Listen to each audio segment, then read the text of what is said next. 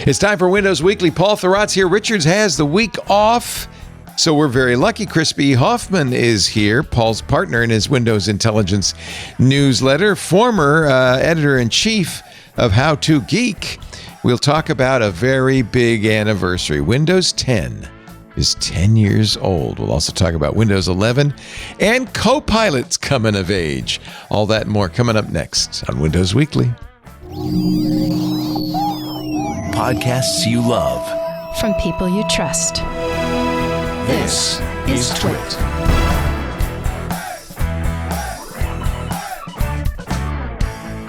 This is Windows Weekly with Paul Thurrott and Richard Campbell, episode 943, recorded Wednesday, July 30th, 2025. 5 paperclips. It's time for Windows Weekly. Hello, you winners. Good to see you. Welcome, especially to our Club Twit members who make this show possible. Let's say hello to Mr. Paul Thurrott from Thurrott.com. He's in Mexico City, Roma Norte. Hello, Paul. Hello, Leo. Paul, did Richard Campbell go on a reducing diet and shave his beard? No, he did not. No, Richard is on an Alaska cruise, which for is his hysterical. Wife's birthday. Yeah, because we went on an Alaska cruise with him. Yes, that's true. They had a tsunami potentially. Yes. Remember, right? Yes. So we had one too. Right, but I mean, he was at sea, so you just then you got a little rocking and rolling. No, I just chatted with him this morning, and he's fine. Like I guess the captain set out a deeper sea toward where this could have happened. They didn't, oh, interesting. Huh. They didn't feel anything, but there was a lot of kind of Poseidon vibe going on. The upside down adventure, yeah. Yeah. I'm glad Shelley Winters is not on the trip with him. Yes. So is he. Tell us who Chris Hoffman is. I don't know. When he's at home. No, who are you, Chris Hoffman, when you're at home? Explain yourself, sir. Yeah, I'm Chris Hoffman. So I'm a tech journalist. I've been writing about. Hi, great to be here, Leo. Great to have Paul you. and I know each other. So I've been writing about Windows for 15 years. You've probably seen some of my work at some point. I used to be editor-in-chief of How To Geek a few years ago. Oh, I love How To Geek. We quote them all the time. Yeah. Awesome. Yeah. That's awesome. And I've been writing a newsletter called Windows Intelligence for the past few years, and writing a Computer World column. And I write for a variety of publications. I review a bunch of laptops for PC World. I got a fun laptop to show off in a bit. Exciting. So that's who I am. And Paul and I've been basically Paul Thurrott's newsletter partner for the past 2 years, and we're looking to continue that as well. Oh, that's right. I forgot, Paul. You're on that Windows Intelligencer platform, aren't you? Yeah. So yes. we're gonna talk about this toward the end of the show again, but you have a big connection to this because when my wife and I took over Thurrott.com, newsletters was one of the tricky things for us because it was expensive and a lot of work. And it was your wife who recommended that I speak to J.R. Raphael, who I didn't know personally, but I've been reading for many, many years and really like. Yep. And I've told Chris this story, but the question, he was very open to this, would start a Windows newsletter. And it was the matter of finding the right person, right? And so that was always the sticky point. And I remember exactly where I was in the car with my wife when I got the message from him, and it was Chris, and I was like, yes. It was like he's like one of the very few guys in our industry who I also really like. I like his writing. He's knowledgeable and smart, and so that was just a great combination. It was lovely. Well, because JR was a big fan of doing a newsletter. That was like the thing he said, you really got to do that. So that's good. So he's turned that into a business. So we'll talk, there's some changes coming, but we'll talk about that. And, Chris and I are going to continue forward. So it's all good. Nice. Well, speaking of moving forward, today is a wonderful, by the way, I apologize. I have to push a button so I can show Chris's website. I forgot to do that. Let me do that right now so everybody has a reference point. This is where you go. Get the best. Updated it. Well, it looks just like you. I don't know what you're talking about. Oh, you don't mention Paul at all on here, huh? No, actually, actually, it does right at the top. No, there it is. It's somewhere. Yeah, there's the newsletter right there. But yeah, so and there's free copies of Paul's Windows 10 field guides just for signing up. Absolutely. But in terms of newsletter, it's going through a bit of a transition. I guess I should talk about that now. As far as Windows Intelligence, we are ending it and winding that down. So personally, I am going fully independent. J.R. Raphael has been incredibly gracious and offered to, hand me the list and the relationships, or at least, everyone that wants to come. No one is forced to come with me, but we're basically decoupling from Android Intelligence, and I'll be launching my own newsletter that's more personal. And do you have a name for it yet, or are you still working? I do have a name. I don't know if I want to reveal it. I have a fun concept. Don't reveal it until you've registered the domain. Yeah, I do have the domain. Okay, but we haven't. I don't know if I want to reveal it. Although, well, I think it'll come together when you see everything all at once. When it all comes together, then we'll know. Yeah, mid to late August. The last issue of Windows Intelligence is firing off in a few weeks in mid-August. Exciting. So that's transitioning, and I'm ramping up work at a variety of publications, PC World, PCMake, all great publications, and the newsletter I think going forward is going to be a little more personal, a little smaller, just once a week, and I hope to promote .com more in it. And I'm really excited about the future of that, actually. Nice. Well, I'm a big fan of going independent. Paul and I both did that. Sometimes it's forced on you, but it's okay. Both of us maybe would have done something different had they not said, "Hey, it's been nice, but." I'm lazy enough that I'd still be working with a WugNet right now if it made sense. Exactly. But both of us, I think it's safe to say, Paul, are very happy that we've been independent. It's been a great experience. Yeah, I don't know how everyone else handles this, but I'm sure all three of us at one point were like, someday in the future, ... and sometimes, it happens, maybe not on your schedule. And you're like, you know what, maybe this was the right thing. And sometimes you have to be pushed into the pool. Yeah, exactly. Out of the nest into the pool, because it's not something, and this is actually something everybody listening could probably be aware of, because we're about to head into I think, an era where self-employment, especially in journalism, is going to be the only way. On Twit on Sunday, it was just a kind of an interesting thing, but every single of one of the people on Twit was a newsletter author and independent. That's funny. And I think that's the trend. For years, Twit was always people who worked for a blog or a magazine. Early days, it was magazines. But nowadays, it's podcasts, it's newsletters, it's YouTube channels. I think that's it's too bad we're right outside of that TikTok demographic, but maybe I don't know. Anyway, we're very pleased to have you, Chris. Thank you for filling in for Richard, who has big shoes because his feet are humongous. Yeah, he's a big guy. We're glad to have you. It is a very happy 10th anniversary for Windows 10, which I didn't realize this, but the life expectancy for Windows operating systems is 10.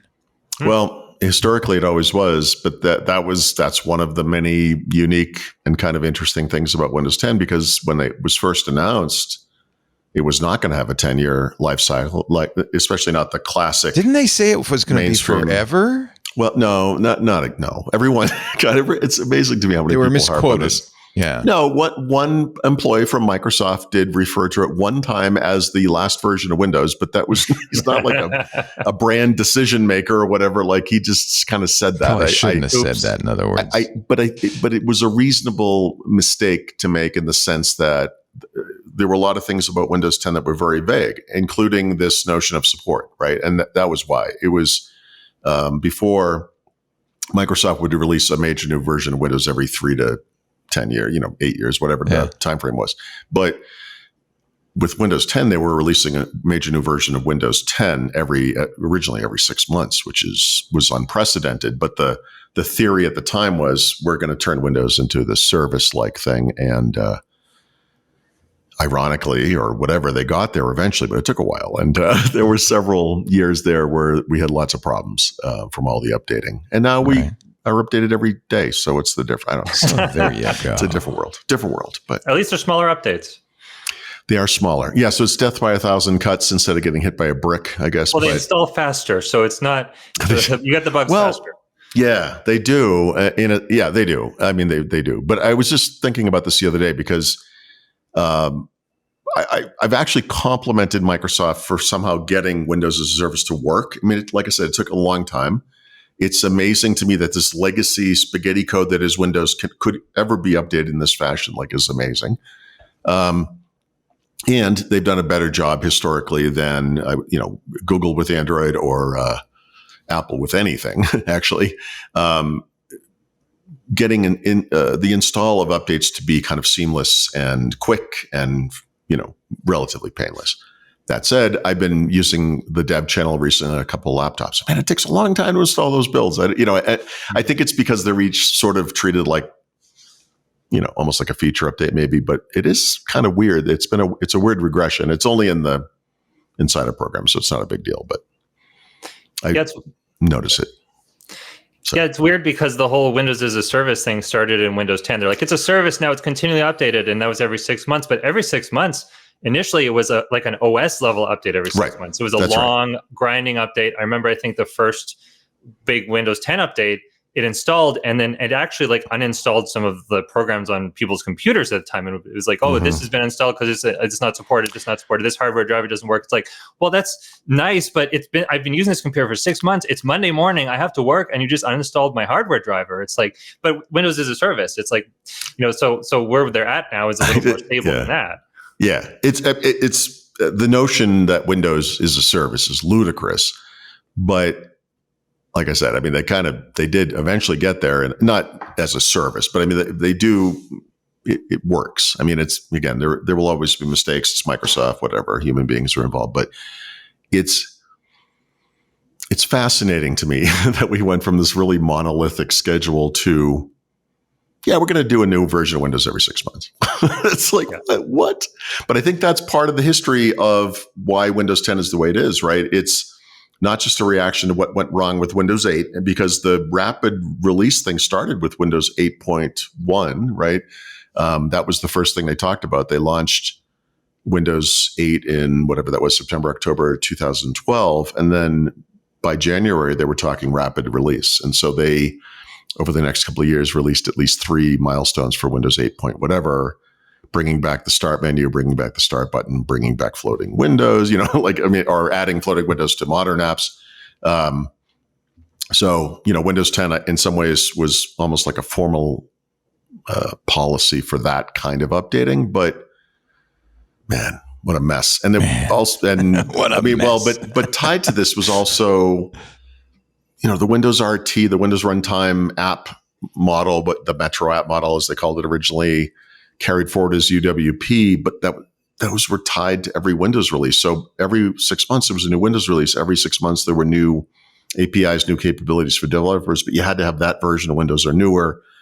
And all of a sudden, they went from, we just want everyone to be on the same version of Windows to, we have 7 versions of Windows out there now. And it's like, what's going on? It got really complicated.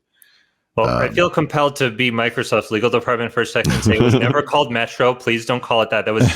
We never called it. They didn't like that, did they? Even I will refer to the multitudes of Microsoft documentation that says the word Metro, but okay, fair enough. No.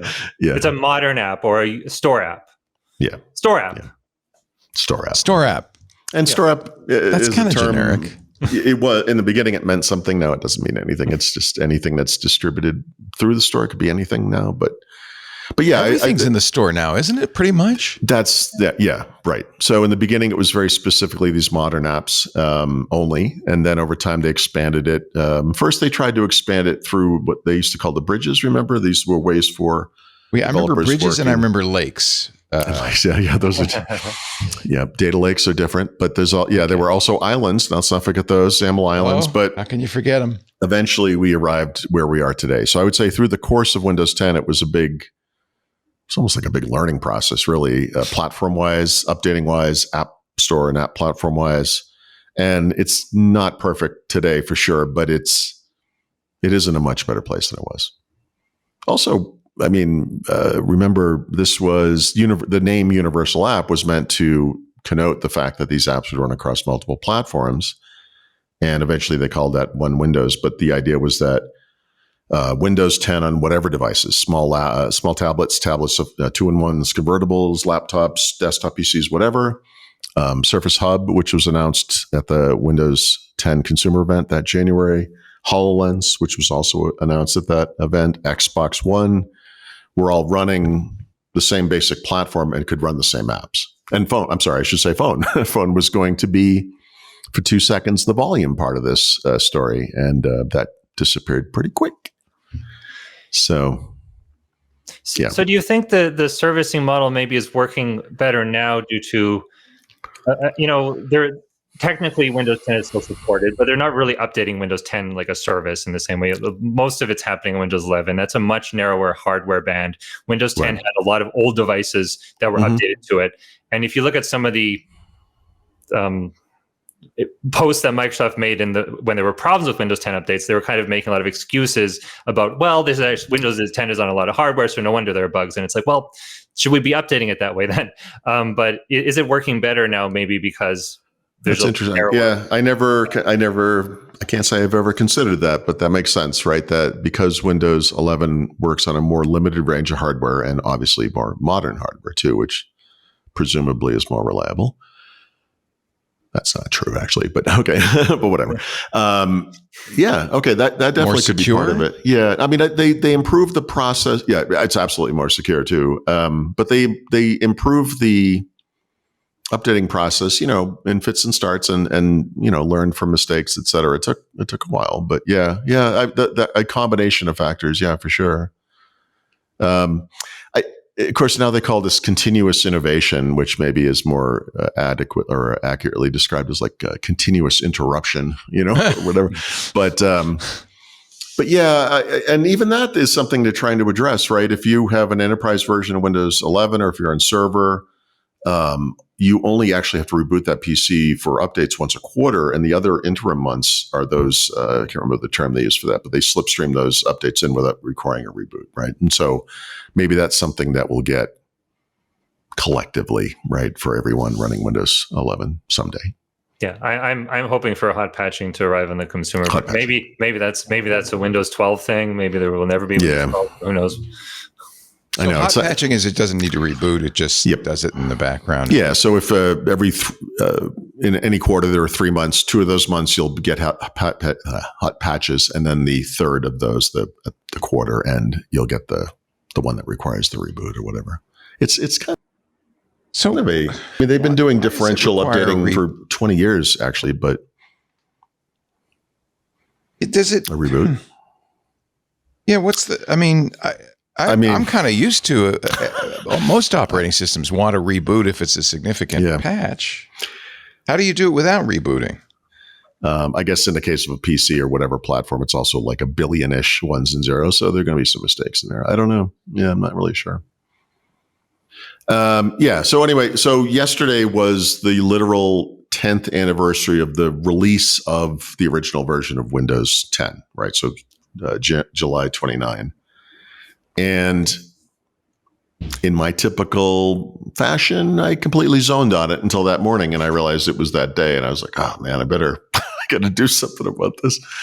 So if you go to my article, I actually added a link to the notes that wasn't there originally at the bottom of this section. I'm giving away the Windows 10 field guide for free. I finally figured out a way to do that. Because LeanPub really wants me to charge money. But anyway, I got it. I figured it out. So now through, I think, August 1st, you can go grab that for free at LeanPub if you have the right URL. So that's why the link is important.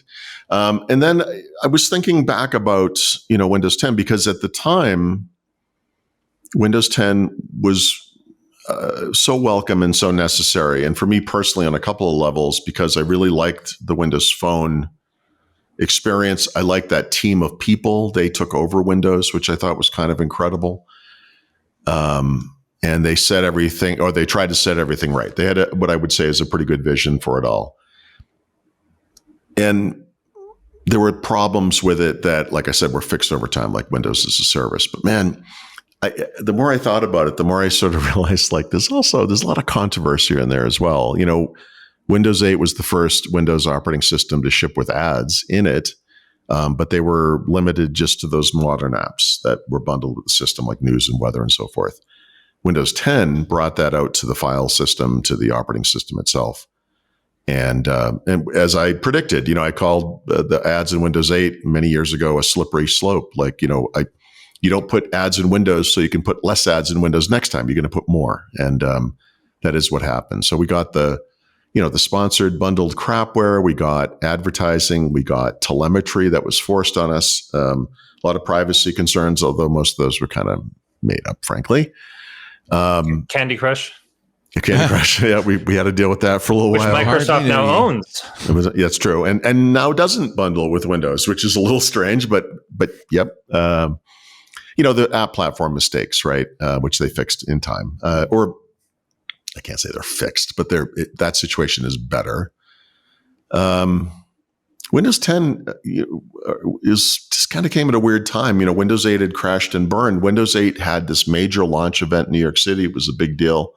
Windows 10, I think they launched it like a bake sale at a church somewhere in Northern California or something. Like it was like a nothing, Windows 11 was less than nothing. They announced it online and they delivered some of it, 6 months later, and then the rest of it a year later. I don't know. And we're still kind of working through that. But, the world changed, right? I mean, the world went mobile and cloud, and, Windows just didn't have the same kind of precedence within the company. So I don't know. But Chris was good enough to look at these notes and say, this is a little negative. Let's put in some positive. Chris, you're just learning, aren't you? Yeah. I was also going to say Windows 10X had a big launch event where we all were really excited about the Surface Neo. So sad. 10X had two things that were big, and by the way, I have to say I appreciate Microsoft pushing in both these directions. Right, the first one was a simpler user interface, which is what we eventually got in Windows 11. Which is controversial because to simplify something complex, you have to take things away. And the people have all this muscle memory around right-click menus and whatever else, instantly notice when those things are missing. And so there was that kind of outcry from our part of the world, our community, people like my wife who I'd call like normal users or mainstream users couldn't care less. It was fine. They didn't care. But the big innovation in Windows 10X was going to be this componentized what's the word I'm looking for? When you have like a Docker, like a containerized architecture, right? Where that's all the rage. Yeah. Yeah. All the modern apps would run in their own, self-contained containers or whatever as they do now. But every Win32 process would run in a container. And the idea there was, this is the thing that they've been trying to solve in Windows forever. S mode was an attempt at this as well, is how do you take this thing that is inherently old-fashioned legacy code? It's insecure by design and by default. And how do we make it safe, secure, reliable, et cetera? And so this was one approach. I thought it was an interesting one. I love that they tried it. And it obviously didn't pan out because we don't have that. It was also going to be designed exclusively at first for dual screen devices. It just seems like this design by committee, everyone gets to, okay, it's going to have containers, and then it's also going to be only for dual screen devices. And then it's going to have a simplified interface, and then we're going to do that. And it's like, how do we end up with this product? Yep. And that might just have been a matter of timing because, folding displays, we knew they were coming, but they weren't ready. And Microsoft wanted to get to market. And this is something that would have transitioned to that. There were leaks of this thing that you could just run on a laptop or whatever in a VM. And it worked fine as a single screen, operating system, just as it does today in Windows 11. But yeah, that might have been just an attempt. Well, it's typical, right? It requires new hardware purchase. Microsoft loves that. The industry loves that. It lets them keep selling a traditional version of Windows on traditional form factors. while having this new thing on a new form factor. They sort of tried that with the Windows RT, remember, in tablets and so forth in the Windows 8 timeframe. But yeah, they tried. I like that they tried. I don't really have a criticism of this. The fact that it didn't work is whatever. It just didn't work. So they tried. I mean, it's fine. And Windows 11 is whatever it is, but Windows 11 today is in pretty great shape, frankly. And it felt incomplete. There were a lot of regressions when it first came out, but it's better. So there was something came out of it. It didn't just all get thrown away, right? I mean, at least we have something. At least we have something. Sounds well.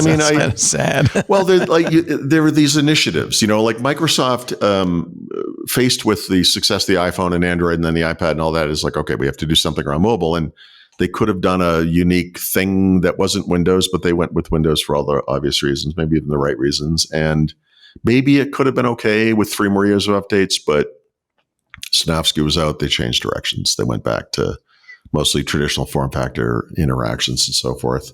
They tried with the app model, with the universal apps, and then eventually where we are today, where they're just back to being desktop apps. They tried with these containers. They tried, the store, like Chris said, was originally just the store, and it was modern apps, and that was it. And now we have you could probably buy a T-shirt in that thing. That today they will sell anything. So, well, not ebooks or all these other things are not selling. Yes, okay, right. Oh no, that's true. Although, yeah, that was also one of many scale backs that happened over time that maybe they should never have got. I don't know. I mean, Zune and then Groove and Xbox and then Groove, whatever it was at the time, maybe that made sense. But by the time that stuff disappeared, maybe not. I don't know. So I don't know what to say. I don't know what to say about these 10 years of Windows 10. It's like the user interface was clearly designed to match what was on the phone. That user interface made tons of sense on a phone, still would today. It made no sense for Windows. The very notion of tiles where they're on screen all the time and you see them and there's live information, you get at a glance, you don't have to go into the app. Tons of sense on a phone. Yeah. If something happens on your phone, you pick it up, you're like, yep, I don't need to deal with that. You're good. You don't have to dive into the app, come out like whack-a-mole. But in Windows, it's in a start menu, so you don't see it, And they kneecapped themselves because it was only for modern apps, and people are making modern apps. So if you use if you use Steam, if you use any desktop program and wanted to put a live tile in your start menu, too bad, so sad, right? You got to be using a modern app. And I'm sure that there's Windows geeks and people who customize their start menu, but the average person's start menu, if you opened it, it was just whatever was pinned there by default. It was Candy Crush. It was viral stories. It was all that stuff. And people, it's interesting, right? Because people customize their phone home screens. People are not customizing their start menu. Yeah, and Microsoft tried to do this with Windows 8 to make it the screen, and it would just be there, and it would be on screen, and you could see things moving around and whatever it may be. But these are different types of devices. We use them in different ways. I think there's a lot of small interactions that occur on the phone throughout the day for everyone, basically, whereas with Windows or a desktop operating system of any kind, you kind of sit there and you're working an app, and maybe you have 2 apps and they're side by side, or however you do that, and you're reading and listening or reading and watching or whatever it is you're doing, but you're not doing little things everywhere. And so it just didn't make as much sense. But ironically, the app platform that exists today, if they supported live tiles, would allow desktop apps to do tiles, right? Because now it works with everything. They finally did that. But yeah, you're right. It was, I don't know. They try. I don't want to criticize them for trying. I'll just criticize them for failing. I think if you go back to Windows 8 and even going into Windows 10, the point was that, we weren't really thinking about desktop PCs. We were thinking about you were going to have a Windows 8 tablet. It may be a small tablet. You have a Windows tablet. So you're interacting with it throughout the day. You turn it on, you see the home screen. And even in Windows 10, there was a tablet mode, right? The tablet mode had a full screen start screen, I think. Yeah, the whole thing. In 8, it was all full screen, yeah. So it was all about touch and tablets, and it made sense there. It's just people didn't, Windows is a tablet operating system. And that's something I want to talk about later too, is why does the modern Windows laptop have a touchscreen? Honestly. Honestly. Okay, so it's weird you say this because this just came up with me and my wife yesterday, literally. But this is something, when this started happening, Mary Jo hated it. And I used to say to her, I don't understand what your problem is. If you don't like it, just don't use it. And my attitude was, if it's there and I don't need it, it's fine. But maybe sometimes maybe I'd sit there and scroll on the screen, whatever. But since then, I can't stand touchscreens. I would give anything not to have a touchscreen on every laptop I own. And so yesterday I wrote something, it doesn't matter what, but I asked my wife if she would come in and just take a look at something, because she's also a writer and I just wanted to get her opinion. So she laid down on the bed and she put a finger on the screen and she said, flip it through it. I'm like, what are you doing? She's like, what do you mean? I'm like, you're touching my screen. She's like, I'm scrolling through it. I'm like, there's 100 ways to scroll this document. Why did you pick that one? But she does. I guess she uses it. So, I mean, I use it. Yeah. I don't. So, yeah, I don't do this anymore. But for a little while, I would disable it. You can go into device manager, just disable touch. You can get rid of it. I don't like it. I don't want to touch the screen. I don't want fingerprints on where I'm reading and writing and whatever else. Well, but you're in luck because there's always. Well, it's harder to get a non-touch screen. No, it's almost impossible. Yeah, I know that's the thing. Like, there aren't really that many of them. Like, I like when it comes without touch. Yeah. But come to think of it, you're in. Even Apple, the rumor is their next MacBook next year will have touch. So the worst thing about an iPad when you attach a keyboard is that you can still touch the screen. It's like, I mean, it's kind of weird. Because I use iPads, I often accidentally touch my laptop screen expecting something to happen. Right. So I get the worst of both worlds. I get both these fingerprints and nothing. Well, yeah, but you also use a lot of different devices. Most people would have whatever they have and they kind of get used to it, probably, I guess. But I don't know. To be fair, again, to Microsoft, they went to market with Windows 8 with this idea that this computer could do everything. It could be a touch device and a computer. And they did make it work. I mean, and it works today if you want it to. The laptop I'm about to review today later is one of those convertible laptops. Screen flips around and, it's a tent, it's a presentation thing, it's whatever, gigantic tablet, but it works. I mean, it does work. I mean, so if you want that, it's there. You can write on it with a pen and all that. But I don't. And I think most Windows users come to it with kind of a work focus, right? You're using Word, Excel, a web browser, whatever it is, Adobe Photoshop, and you do the thing, and then everything that's important to you in life is on your phone. It's more about work. Yeah. So I'll give it the case maybe for and against, because I also I actually kind of like touchscreens and I kind of don't, and I don't really know. I do think that they're just on two. It's just, maybe it shouldn't be a standard feature, right? Like it's basically on every laptop, like almost every laptop, and it's on the majority of them. And I don't know, if we hadn't gone through Windows 8 and Windows 10, if we were just starting fresh in the days of Windows 11 now, I don't know if manufacturers would say, yes, we need to add a touchscreen to all these Windows 11 laptops because it's what people want. But it's actually an indictment of old PCs. Like, the touchpads have gotten better. Now, when I had a Windows 8 10 PC and it didn't have precision touchpad and it was horrible, and I just was, I used the screen to scroll because I cannot be using that touchpad because it was so rough. But modern PCs have pretty good touchpads, so the scrolling works. So there's that. I do like if I'm signing a document with my finger on the screen, that's really cool. I don't have to put it on my phone. So there's stuff. And if you have a Surface Pro and you want to draw, there's so much stuff. But the attack on the touchscreen is well, first of all, they're generally glossy. So if you want a matte screen for the sunlight, because it's a laptop for work that you use in a bright room, the touchscreen gets in the way. It uses more power. If you actually are using it, then you have the smudges on your screen. But it's just weird. I don't know. It's weird. This is an optimized for the everyday scenario. So the industry as a whole moved to touchscreen screens, which is why they're everywhere. Everyone just makes them. They're easy. It's just what we make now. It took a long time just to switch to 16:10 aspect ratio screens, right? These things take time. But there is some tiny percentage of users who loves, desires, needs, whatever, the pen and multi-touch support, because maybe they flip it around or it is a tablet and they can they take notes in school or is whatever they are. And that's fine, but they're not most people. And for me, like I said, on some level, I don't mind that it's there. Like the laptop I'm about to review is a convertible laptop that I used exclusively as a laptop, right? I did just to do it, but I don't really use it that way.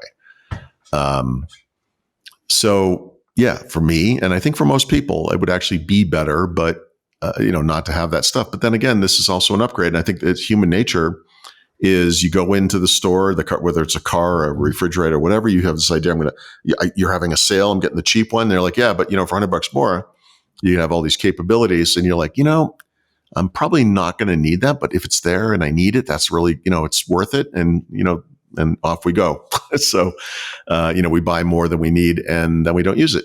So I don't know what the numbers are. No one does, I guess, outside of the PC makers or Microsoft, but I bet a very, very small percentage of people uses that stuff. Oh, look, I just got a new phone. Oh my God, it just opened up. That can't be a phone. It's too thin. Look how thin these are. I know, it's crazy. All right, we're going to take a break going down this. By the way, this is the Samsung Galaxy Fold 7, and it doesn't have a touch screen. I don't understand why. No, I'm kidding. It does. It does. Yeah. What do you do with a phone that doesn't have a touch screen? You have a BlackBerry. Right? What do you do with it? I don't know. Use it. Get fingerprints on that. I don't understand your objection, Paul. That's all I'm saying. I'm curmudgeon. I am going to take a little break now, but we will continue this trip down memory lane. Windows 10, we hardly knew ye, continues with our special guest. So nice to have Chris here, filling in for Richard. He'll be back next week. He's off on a anniversary cruise with his... Assuming he survives it with all the tsunamis and whatnots that are happening out there. The 1 foot tsunami, yeah. Our show today brought to you, and I mean literally brought to you by CacheFly, our content delivery network, CDN. For over 20 years, CacheFly has held the track record for high-performing, ultra-reliable content delivery, serving over 5,000 companies in over 80 countries. And we know intimately because we're company probably number 10. I mean, we've been with CacheFly since the beginning, almost 18 years now. We love their lag-free video loading, the hyper-fast downloads, the friction-free site interactions. You probably don't know anything about CacheFly or the fact that we use it. Why? Because there's never any problems. Now, I think Patrick, our engineer, really loves that. He doesn't have to worry. He knows the downloads must roll. CacheFly is the only CDN built for throughput. Ultra-low latency video streaming delivers video to over 1 million concurrent users with less than 1 second latency.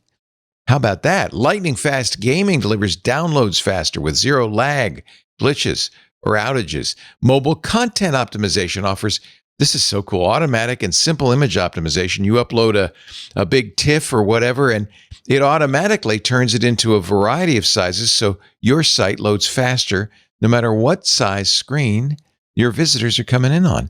Plus you get, and this was really important to us, flexible month-to-month billing for as long as needed. So we didn't know when we first signed up with CacheFly. All we knew is we couldn't handle the demand, but we didn't know, it was very spiky. We didn't know what was going to happen. So CacheFly was super flexible with us. They said, look, as long as it takes, we'll figure it out. And then once we figured out, as soon as Windows Weekly comes out on a Wednesday, we're going to get a big spike. We got discounts for fixed terms. And that's awesome too. The point is, like us, we don't get anything special. You get to design your contract when you switch to CacheFly. CacheFly delivers rich media content up to 158% faster than other major CDNs and allows you, and we've been doing this for years, and now everybody can do it, shield your site data content in their cloud. So you get 100% cache hit ratio. There's no misses. That's so nice. And with CacheFly's elite managed packages, you are going to get the VIP treatment. You absolutely will, just like we do. Your dedicated account manager will be with you from day one, ensuring smooth implementation and reliable 24/7 support when you need it. But here's the good news. You're not going to need it. It's super reliable.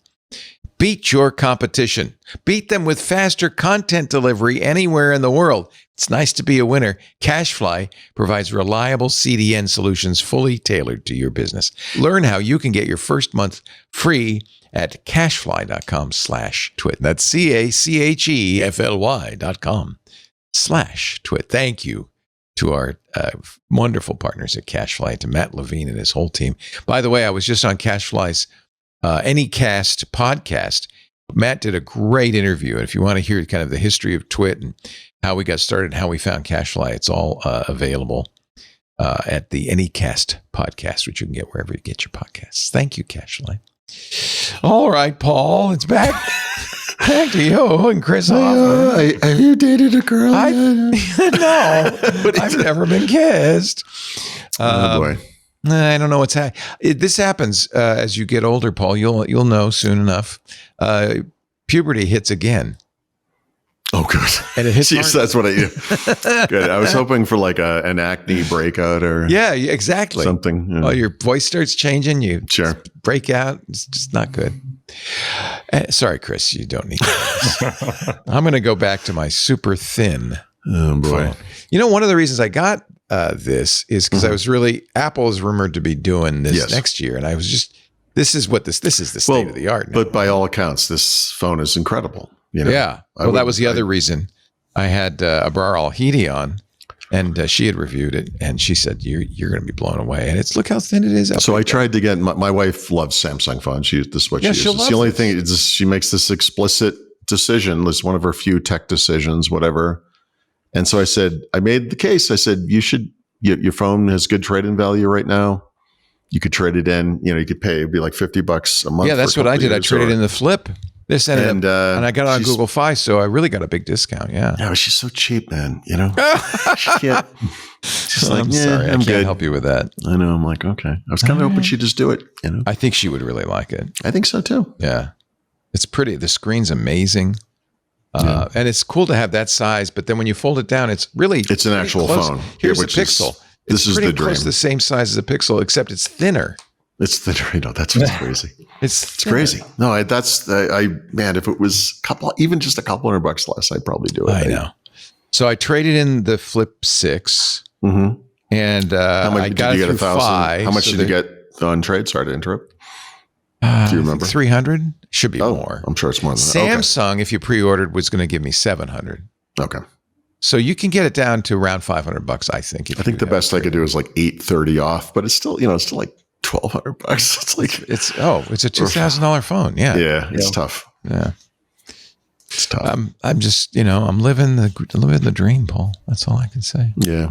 Attach that thing to a keyboard and a mouse. You'll be in pretty good I have shape. to try that out because I used to use Dex, and so they have a new thing. But I have to try that out. All right, back to the show. Sorry about the Samsung chatter. Although I will pair it to my Windows Phone. And you'll get the best possible experience. Exactly. Right, which is nice. Yeah. So, Chris, I didn't want to stomp all over this, but I mean, are there any other positive elements of Windows 10 you'd like to address before? Paul, you're so negative. I'm just, before I continue crapping on it. No, I'm. Well, yeah, I mean, I think there's so much that we maybe don't associate as part of Windows 10. Like the Windows subsystem for Linux was huge, and like this, we could have a whole comedy thing where we talk about what Microsoft used to say about Linux, about the intellectual property cancer that's attaching us. It's attached itself to Windows, and in fact, Linux is still to Windows in Windows to this day. But that was huge. I mean, it and jokes aside, it was this huge embrace of the developer community, and I remember. Yes. Many years ago, the amount of people switching from Windows to Macs because they're like, well, it's Unix based, I can do stuff on it. And Microsoft's like, psh, right, whatever. So that was huge. WinGet, I think WinGet is still unappreciated. It's underappreciated in Windows itself. I do understand because it doesn't make sense from a business perspective, but WinGet's amazing.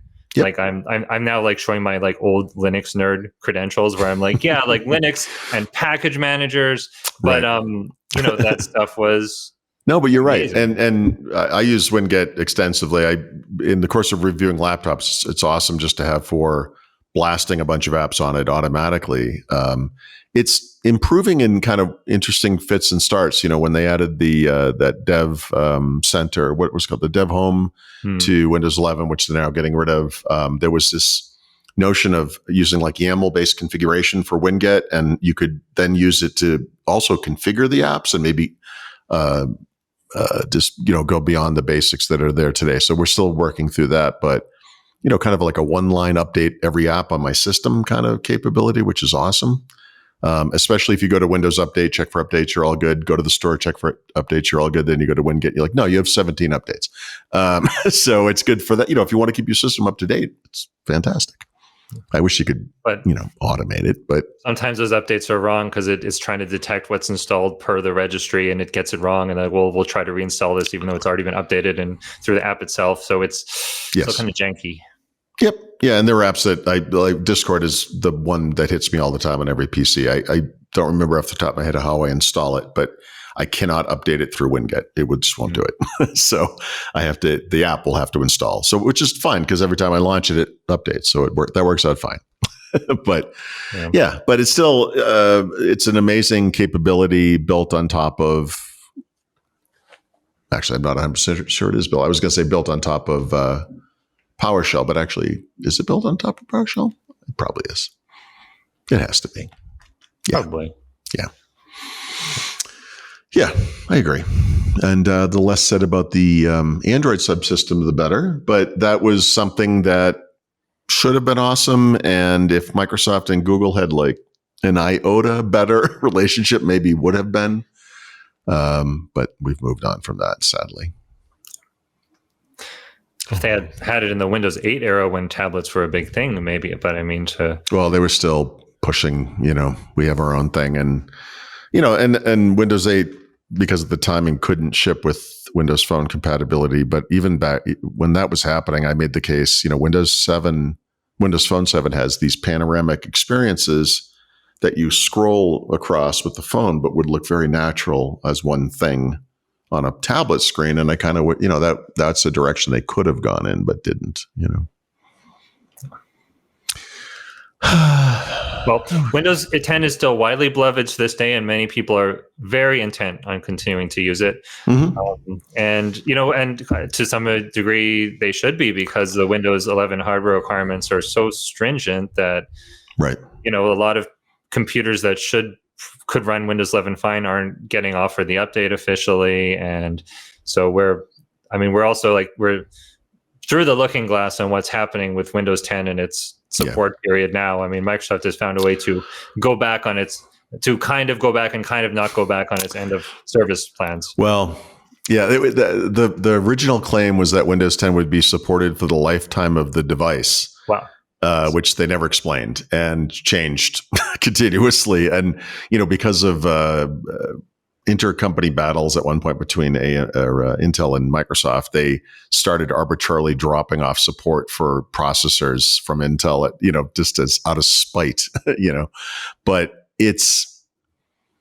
I don't know. It worked out in a sense. Like, I think it's interesting that it did hit 10 years. It's like, okay, actually that was, maybe this is the right time for him. Maybe this is the way it should be. It's hard to say, but I don't know. I guess you could argue it could be longer too, but I mean, compared to mobile platforms, actually 10 years is pretty good. And then just the way people use computers. I mean, people will be using Windows 10 long after it isn't supported anyway. Yeah. And of course, it benefited from the same thing that Windows 7 benefited from, which was that everyone hated its predecessor so much. It had kind of a low bar. I mean, but did a nice job of bringing us back to what I think most people thought maybe Windows 8 should have been in the first place. So, it's not all bad. I don't know. I was one of the biggest Windows Phone fans in the world. And if they could have pulled it off, that would have been kind of incredible. But I also look at Windows 10 today being used to using Windows 11, which to me feels more modern and whatever, subjectively attractive or whatever. And it just feels out of date to me. Like the tiles, the squirt off everything, it has kind of it feels a little old fashioned to me, but maybe that's a good thing in a way, because it is the old thing right now. Now we are starting to move past it. So Microsoft does have a replacement that is, basically the same compatibility, at least on software. And, I think it looks better personally. Is it just cosmetic though? I mean, or is 11 objectively better under the hood too? Well, actually today, to be fair, it's both. When it first launched, it was mostly just subjectively better or worse looking, depending on your opinion, I guess. But they got it there. The Windows 11 hardware requirements were literally arbitrary at the time. But they work toward this place where we're at today. And actually now there are features that are inherent to TPM 2.0, or, well, that is the highest, but 2.0 versus 1.2, whatever it was, where we have Windows Hello ESS and all the secure core PC stuff. It is in much better shape today, but you have to have modern hardware, obviously, for that to be the case. So there are features that I know didn't technically require TPM2, but there are features that use TPM2. It didn't originally, but now it really does. Like if Copilot plus PC could not happen without TPM. Oh, interesting. Yeah. Recall probably requires TPM, right? Yeah, it requires that whole thing. It's the whole. Yeah. It's not just TPM. There's actually a chain of chips and not just specific kinds of chips, but they have to be manufactured in a monitored scenario where you can assure from the beginning to the end it's never been tampered with, et cetera, et cetera. It's a much more stringent process than a typical PC. And also though, I see why people say, well, you're forcing me to buy a new PC. Yep. And that, grates on some people. There's no, but there's no answer to this, right? Because that's true of everything. When people believe that their washing machines and refrigerators don't last as long today as they used to, when in fact these things are technological marvels that are superior in almost every single way to something. Yeah, but you know why they break? Because they're computers. Yeah, well, but mine plays a fun little song every time it completes. I know. Yeah, I get the song. My wife just guys again. It's weird. The word coincidence. Just today, she's like, it amazes me that whoever designed this was like, it doesn't just play a beep; it plays an entire song and it just keeps going. It's a real song too. It's a real tune. Yeah. Super excited that the laundry's done. So, whatever. But here's an argument. Sorry. Yes. But here's an argument, and I'm trying to take people's side here because obviously we can say, Windows 10 had so many years of support, and if you bought a computer, either you could upgrade to Windows 11 or you bought it prior to that, so you had like 6, 7, 8 years of Windows support in your computer. Yep. And so, what's the problem? You're going to have to update, and it's like, yeah, but on the same time, companies, Microsoft and PC manufacturers don't make that clear up front. In fact, Microsoft said it will be support for the lifetime of your device. Don't worry. Well, so if not your device, Chris.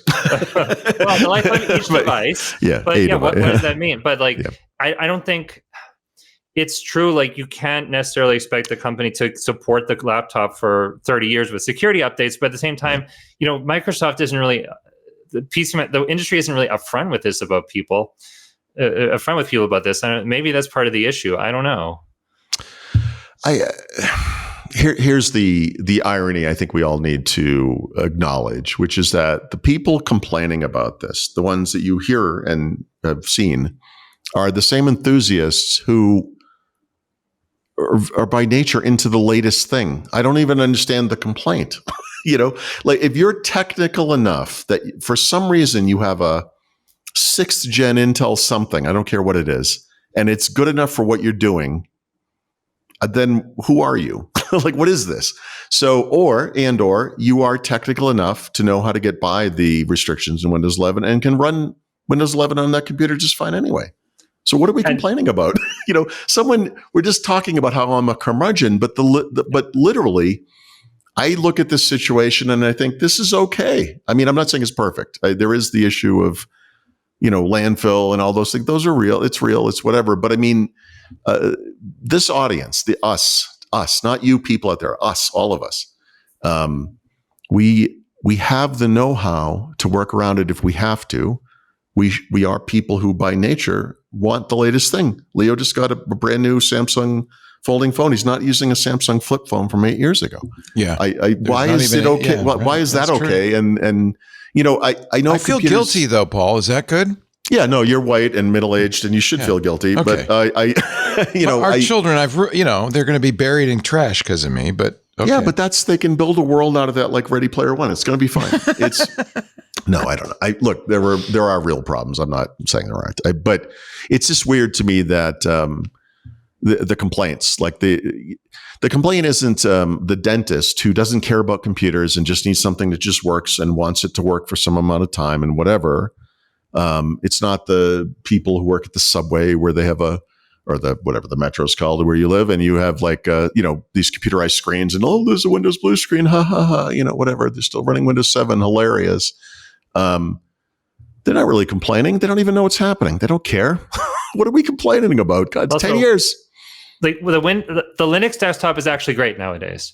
Like if you want to keep your hardware going, that's a great thing to do. Install Linux. You can install Chrome OS Flex. Like, but there's options. And I would say to that, yep. And the very people who are smart enough and have the know-how enough to make that work and to try different distributions till they find the one that works great on the computer they have are the same technical people who, for some reason, are complaining that they can't run Windows 11, something they don't want anyway. What are we complaining about? It's crazy. I mean, I don't mean us. I mean, like, just us collectively. Like, what is this complaint? It's bizarre. I don't think we're going to reach a point in our lifetimes where some desktop operating system is supported for 20 years. I don't want to run a computer that's 10 years old.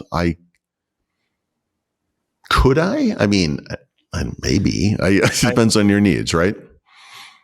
I still have some Windows 10 era PCs that can't upgrade officially to Windows 11 because I have them. I want to test stuff on Windows 10. And honestly, when I use them, it's horrible. It is horrible. It's so much slower. Like I don't enjoy it. And like, these are computers that were felt fast at the time. They have SSDs, like they have hardware that was high end 8 years ago, but. Right. So my test laptop for Windows 10 is a Surface Book 2 that has an 8th gen Intel processor that can, in fact, upgrade to Windows 11. But I've kept it on 10 on purpose. And same thing. Every time I use it, when this computer was new, I loved it. Yep. And I use it now and I almost hate it. Like, it's unbearable how slow it is. On the other hand, I'm sitting in front of, right now, a, 2016 laptop that so it's 9 years old. It has a GeForce GTX 980 and an i7 in it, and I'm putting Linux on it, and it runs beautifully.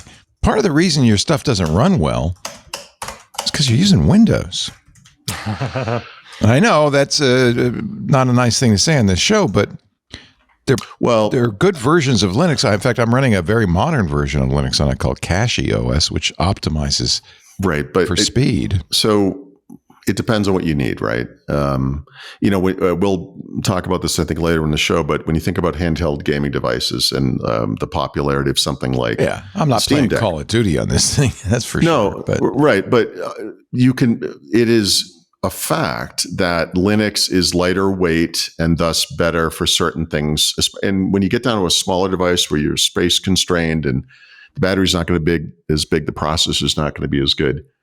And Valve has done work to bring game compatibility to Linux. And yes, that works. But it's not going to run games at the same, or run all of the games that Windows can run. So you have that compatibility thing. And, when you just talk about just a normal PC laptop, whatever, 2 years old, 8 years old, whatever, we do what we do on those things. And for a lot of mainstream people, the apps that they use every day are just it's not just gaming though. But it's just apps, right? Like I think people who use Linux, this is what used to happen on Mac OS 10, right? Back in the day. It's not as big of a deal anymore, but you would always try to find alternatives to the thing that was the mainstream thing you use. So they didn't have Photoshop. They don't have Photoshop on Linux. You use like GIMP or something, or they don't have native app version of Microsoft Word. So it's like, I can use like LibreOffice or the web version of Word. And you do these things. And then for me, that would be okay, depending on your needs. For me, one of the things I use all the time, I really rely on, is this files on demand feature that's available in OneDrive, but also in Google Drive and the Synology NAS that I'm using, right? And that's not available on Linux, right? And so there are things that are sort of like that. They're not quite the same. It's not exactly the same. And but Google Docs, which I would bet most people now use, is available everywhere. Google Docs is a web app. Fine. I mean Google Drive, like the ability to synchronize some portion of the file system to the local computer and have it always sync and remain up to date. It's not a feature. It's not a thing in Linux. There are third-party utility. Again, you're always like, all right, so I want to use OneDrive. Like maybe it's OneDrive. I want to use OneDrive. My files are in OneDrive. How do I do that? There are third-party services. They don't offer files on demand, but they're better than nothing, and that's what you do. And so you make these kind of compromises. And yeah, I guess you can still use that 8-year-old computer for something, and maybe it runs Linux, maybe it just runs an older version of Windows, and maybe it works for you, maybe it does. But I I mean, I don't know what we're talking about here. Like, what? That's not a normal use case. I mean, it's not that's not the mainstream use case. I think right? some of it is that people have turned their attitude about this disposable economy. And they they went in a different direction. I'm sorry. I thought you were going to. No, that's part of it. People say, hey, look, this is a 3.6 gigahertz processor. When I bought it, I intentionally put 32 gigs of RAM in it, which was a lot for those days. Mm-hmm. I've got 5 terabytes of storage or 4 terabytes of storage in it. So it's a perfect, in terms of specs, except for that it's an i7 6820, but in terms of specs, it's fine. So I don't remember the exact details of this. I just wrote an article where I compared the laptop I was using at the time, which has DDR5X RAM running at 8 gigahertz, whatever the speed, 8,000 megahertz, let's call it 8 gigahertz. The 8th gen Intel chip supports RAM up to half that speed. So even though you have 32 gigs of RAM, right, it's still the that's why that laptop is that's part of the reason, right? So even though it has an SSD, it's still based on older, whatever, PCIe, whatever version, whatever it is. I don't remember. This one is a DDR4. DDR4 is much slower than 5X, much slower. It's half. In fact, it can be about half as fast. So, that's a thing. That's part of it too, right? So there's a lot that goes into this. But again, just to have that conversation, you have to know what you're talking about. You have to be technical. You have to care. Yeah. But most people are not going to install Linux, frankly. No. My sister, normal mainstream user, I gave her some laptop several years ago, and her husband texted me last week, 2 weeks ago, whatever. And it's like, hey, this thing's slower than, whatever. She would never say anything. Do you have another laptop? I'm like, yeah, I have 27 laptops. Of course, I can give you something. But that's what normal people do. But I feel like the industry, it's a little bit, the burden is on the industry to make it easier for normal users not to throw out your laptop every 5 years, or to make them easier to recycle, right? Like if you bought this thing knowing that, it was upgradable in some meaningful way, like a framework laptop, right? Most laptops, you can replace the SSD. Right. Most today, you cannot even add RAM or replace RAM, but there are different components, obviously, you can replace. But my point is that the Microsoft, the manufacturers, Dell, they don't want that to be. They want it to be the geeks that do it because they want mainstream users to buy a new one. Right. Of course. Yeah, of course. I love to say something a little dangerous, which is, there's this obvious tension here where every company, including Microsoft, is saying, well, our number one priority is sustainability and reducing waste.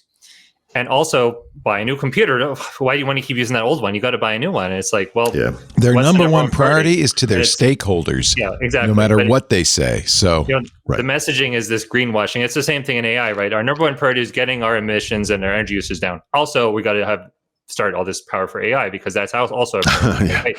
Well, so I was at CES a few years ago, and there's a lot of this kind of greenwashing of like the company will say, we have these amazing wireless keyboards and mouse made of recycled ocean plastic. So you have the built-in battery and you plug it in. We're selling these to these companies that want to be more sustainable. It's like, if the company wants to be sustainable, first of all, shouldn't it just keep the keyboard just keep it? Well, that's the same. You say that we say that about cars too, right?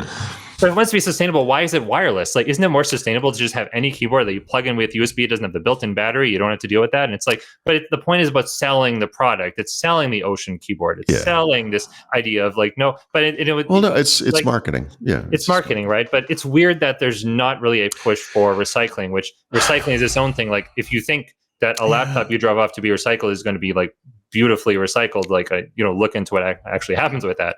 But I feel like we're kind of getting there in a way, right? So with, cars, if you think about it, are kind of the same thing. I mean, there's an argument to be made, like rather than buying that Prius or whatever electric vehicle to save the world, you just keep driving the thing you have. That way, a car doesn't have to come over and ship from China or wherever, or whatever it is, right? There's all these reasons, but at some point, that car is old enough where actually it does make sense to get the new thing. And the question, like in other words, if you had like a 1970s vehicle with a catalytic converter that actually required regular gas and you have to do something to make normal gas work in that thing, at some point, it might be better for everyone if you were using a modern car.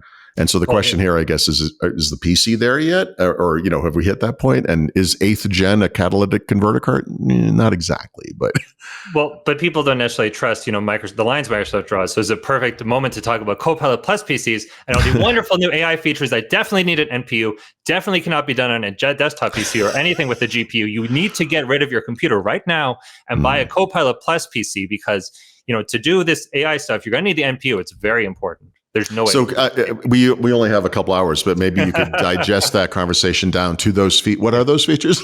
It's like recall, which everyone wants. Yep, everyone loves. Yep. The worst thing about recall is how boring it is. There's been a year of drama. Microsoft bet the company on this feature, bet the company's reputation because it was this massive blow up. And then recall finally arrives, and I was using it for months before it's released, and it's just so boring. It's terrible. As an experience, it's bad. And I'll tell you why. One of the obvious things is if I'm scrolling through stuff really quickly, if I'm going through emails, if I'm going through a web page, if it is actually taking a screenshot every 5 seconds, it doesn't capture everything I saw. So I can't actually rely on it to even have the full database of text. Look, I don't know if this is empathy or what the word is, but I sort of on one level understand that some people might find this useful. That I don't know if they're visual thinkers or something. I don't remember, but we all think of things or remember things in different ways. So maybe those people are out there where they're like, I was looking for green pants. I always use the example like that. It might be good at finding that in your history, right? Whereas if you searched, you don't even know what store you were at or whatever. Maybe it makes sense. I find it to be pointless for my needs. But I feel the need to point out that Google, Apple, the companies that are making platforms all have some tool like this now, and none of them have generated any controversy. It's not on by default. It's on 0.01% of computers, and of those computers, probably 0.01% even use it. Well, it goes to show the lack of trust people have in Microsoft in general, and the lack of, it's like, oh, it's going to be local. Oh, that's going to be local. And all these other things on my Windows PC are suddenly cloud. My desktop suddenly is opted into being a cloud sync, but I'm supposed to just understand that that's going to be local. Yeah, but you have a green leaf icon in Windows Update, so it's fine. Yeah. And of course, when they announced it, they said, hey, enterprises, you're not going to be able to turn this off with policy. That's up to your users. And it's like, well, and we wonder why people got upset. I know. Right.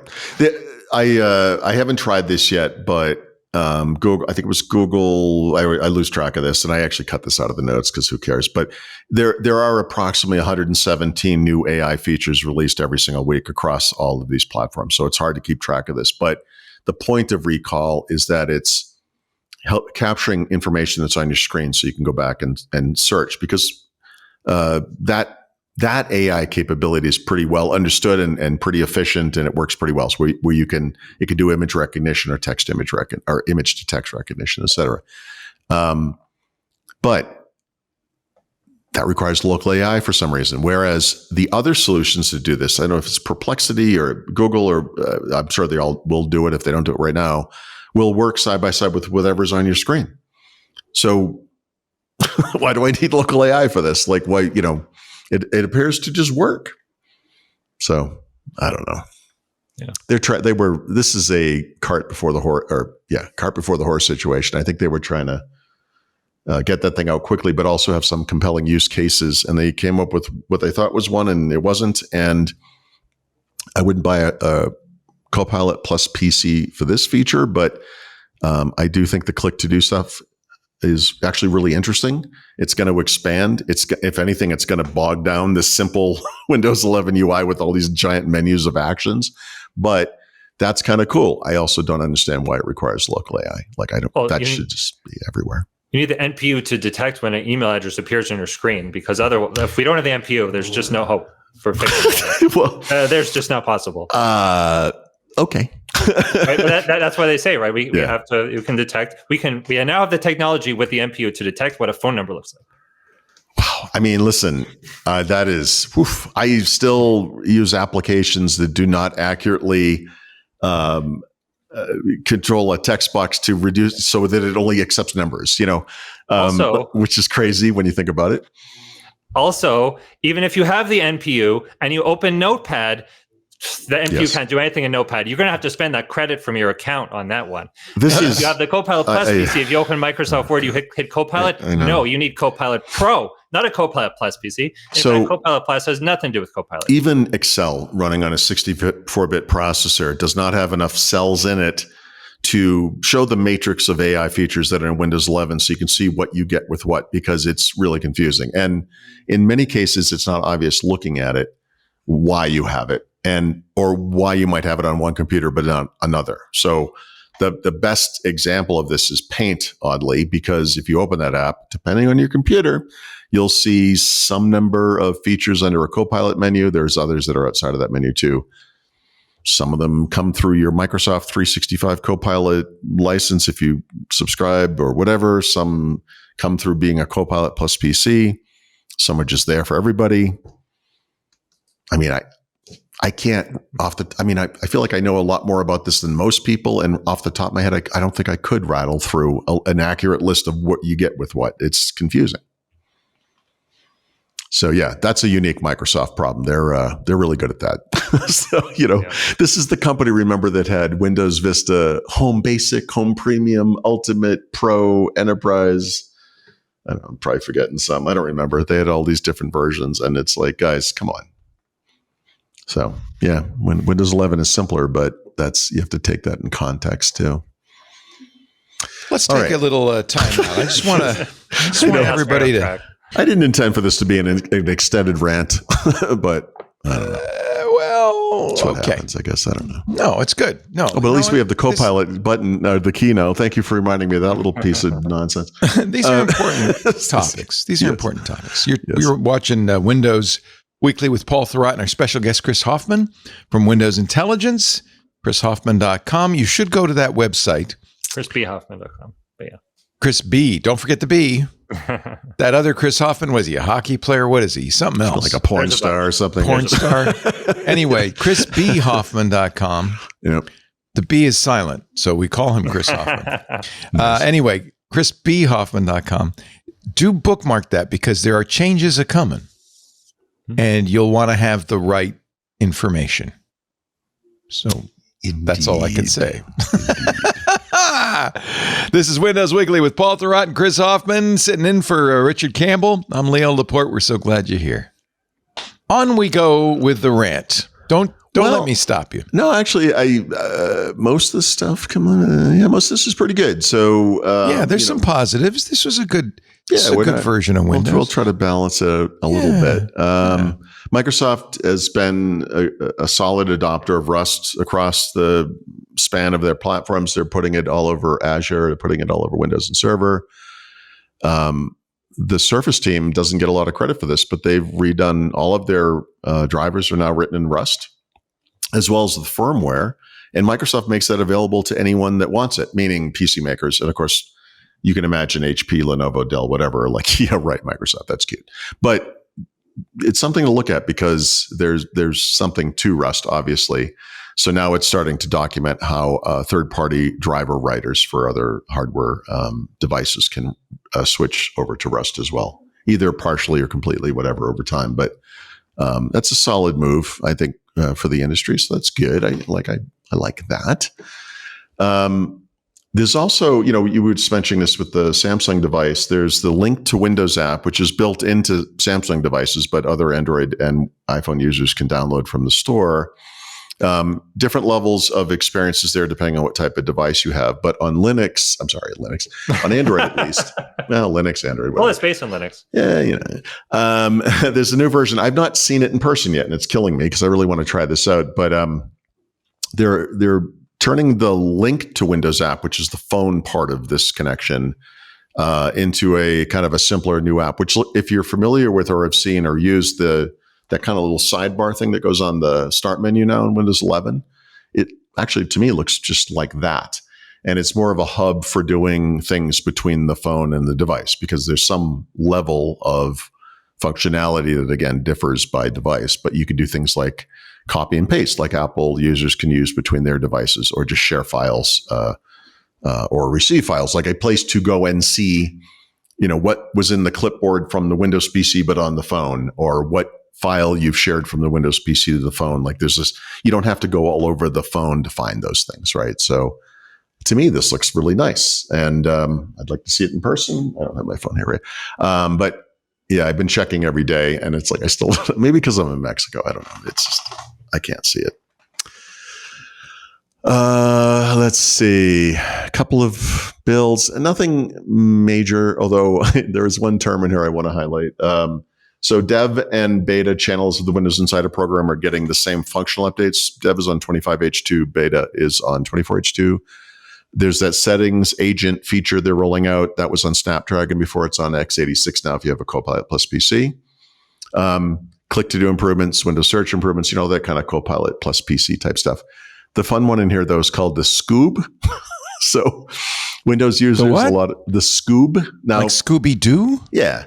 Okay. So this one is funny to me because I've never heard this term before. And in fact, if you look it up in the Windows user interface, it is not called this. But when you, by default, if you don't change anything, you install a cumulative update, you're probably going to be prompted with that full screen experience. It looks a lot like Windows Setup, where it says, hey, you should finish setting up your device. And you're like, I did finish setting up my device. What are you talking about?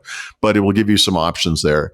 So that thing is, they're referring to it now as the second chance out-of-box experience, or Scoob, as opposed to the out-of-box experience, which is one of the two major parts of Windows Setup. In the Windows settings, if you go into, I think it's system notifications, additional settings, you'll see an option there. It says suggest. Actually, that's not the right one. Let me get the right one. This is the way to turn that off from happening. It says suggest ways to get the most out of Windows and finish setting up this device. That's the Scoob. So. Can I complain about that name, like second chance? I've seen that thing so many times over and over on my computer. That's like the 20th chance experience. Yeah, exactly. It's for me, this is one of my problems. So because I have to see what real people see, I would turn this off. Like I would just turn this off personally. But I need to see what it's doing, right? So the one thing you will see over time is it actually changes. Like they've changed the language, they've changed the layout and stuff. And so they don't usually call it out, but this time they're calling it out. So what they've done is put and I think I must have used that screenshot, right? The one, yeah. So they have the three big options, which are, the way they describe it is if you're doing yourself a favor, but really you're doing a favor for Microsoft. Like every one of these things could be tied into Microsoft benefits. You're going to back up your app and settings. You're going to use your recommended browser settings, right? Bing as a search engine, Edge as the browser. And then you're going to import automatically from other browsers.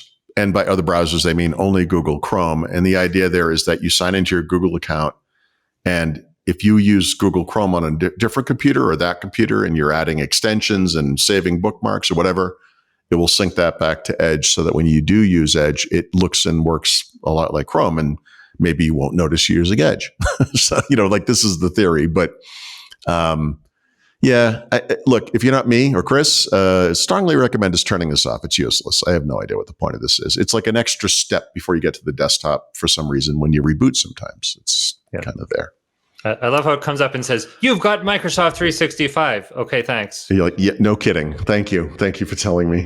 No, it's crazy. Like, it's crazy. Congratulations. You would benefit from this. If you would just click this box and give us more of your private data, you have no idea the benefit you would get from that. So cool. Yeah, you're right. I have no idea. And there is no benefit. There have been 2 Canary builds since we last spoke. None of them have new features, so there's not much to talk about there. But both of them are fixes, and then just little things that we've seen elsewhere in other parts of the Insider program. So on this computer I'm running here, for example, let me just check. Yeah, for some reason, well, not for some reason. If you don't have a Copilot Plus PC, they move the search box to the middle top of settings. And now you can get that in Canary. So that's how exciting that thing is. Wow. Yeah, I know. Hold on to your hats. This just happened this morning, but Adobe released beta versions of Premiere Pro, After Effects, Audition, and Media Coder that are native on Windows 11 and ARM, or Windows 11 on ARM in beta. Wow, they took their time. Just now? Yeah. Well, they did Photoshop pretty quick. Okay. Yeah, I don't know why this took so long, actually. You could actually run all of these apps in emulation. They would be okay. If you're a heavy video editor, obviously that's not an ideal scenario. But I mean, I think they did it for the Mac a lot quicker than that, but maybe I'm wrong. Yeah, but the Mac very quickly became ARM. Like Windows, it's still a very small percentage. That's true. It's the fact that they're doing it all is actually a positive sign. Opera, God love them, has sued Microsoft for antitrust issues in Brazil. And of course, the big question there is why Brazil? And the truth is it has complained to the United States and it has complained to EU. In fact, Opera was one of the companies that kicked off the complaints that turned into the Digital Market Act. But Brazil is one of those markets where Microsoft behaves even worse than usual, and Opera actually has a higher than usual market share. And they would be doing even better if Microsoft wasn't preventing users, or at least hiding, or doing their deceptive dark language, whatever, all this stuff they do in that country. So they're trying to get the Brazilian antitrust regulatory body, whose name I can't remember, to get Microsoft to stop that. And I look at this stuff, and it's all the stuff you already know. It's the I am using Edge, but it prompts me to use Bing, or I am not using Edge, but it runs Edge even when I click like search highlights or something in widgets or whatever. It's all this. It's the same stuff. But they also have deals with PC makers in Brazil where they pay them not to bundle other browsers and to use Edge, which in other countries is actually not possible. So they're doing things there. It's like riding a bike. I guess I don't know what they're doing, but oh yes, what a world we live in. So that's good. And then Chris, this is you should talk about this. I'm curious about your take on this, actually. Well, it's funny. There's now just this constant drumbeat of negative recall news because it's this great. I don't want to criticize the developers, but it's not. It's just observing. Like, if you're an app developer of anything privacy related on Windows, you now just can come out and say, we care so much about user privacy, we are blocking recall. And then every few weeks, there's another story like this. It was Signal and it was Brave, and now I think it's AdGuard. And there's going to be a constant drumbeat of stories about this. And, some of it's true. Like, I think it seems fair that I think Signal's original point was saying, like, Microsoft doesn't give us an easy way to block this. They said they were going to. Did they? I don't remember. Maybe they did. But, like, as a user, you can opt out of apps, but the developer can say, like, we're using the DRM to block this from being captured. But, is there a really good developer experience? Say, hey, don't, capture my app, please recall. I don't know if there is, but I don't think there is, actually.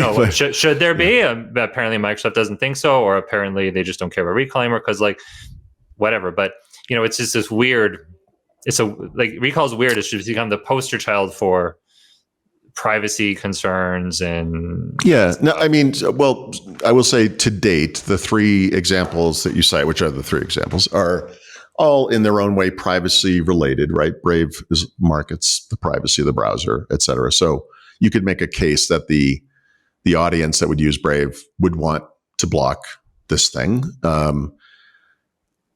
It's also the audience that would never enable that thing in the first place. So I'm not really, again, this is one of those weird discussions. It's like the audience that would care about this is like, yay, someone's, blocking recall. It's awesome. That's what I want. It's like, yeah, but you're not going to use recall. So what's the difference? Like, but I mean, to me, this is fine. It's the way it should work. There should be a simple API for any app developer that would guarantee that this thing is not. Yeah. I mean, recorded. Yeah, it's messed up because I think Signal's pointing out, like, by doing the DRM thing, we're going to break accessibility software, but Microsoft doesn't give us another way to do it. And it's like, should Windows really work like that? I don't know, but yeah, I mean, we can kind of debate the specifics. An app should be able to have an interface that opts out of that. I don't. There was a discussion around, Brave is doing it by default. And it's like, well, wait a minute, is that the right thing? Or should you allow the user to control that? I mean, they do allow the user to control it, but their default position is it's going to be off. Like it's not going to work with recall. Yeah. And, again, I think for that product, it's like, okay, that makes sense. But however it works, whatever the interface is, whatever the APIs are or aren't, the user should have this choice. And they do. I mean, if you use recall. But again, like, I don't know, like recall, like the type of person who would use recall is by definition probably non-technical. Thus, they're probably not going to go in and go through every little interface and settings and do those things. I don't, are you?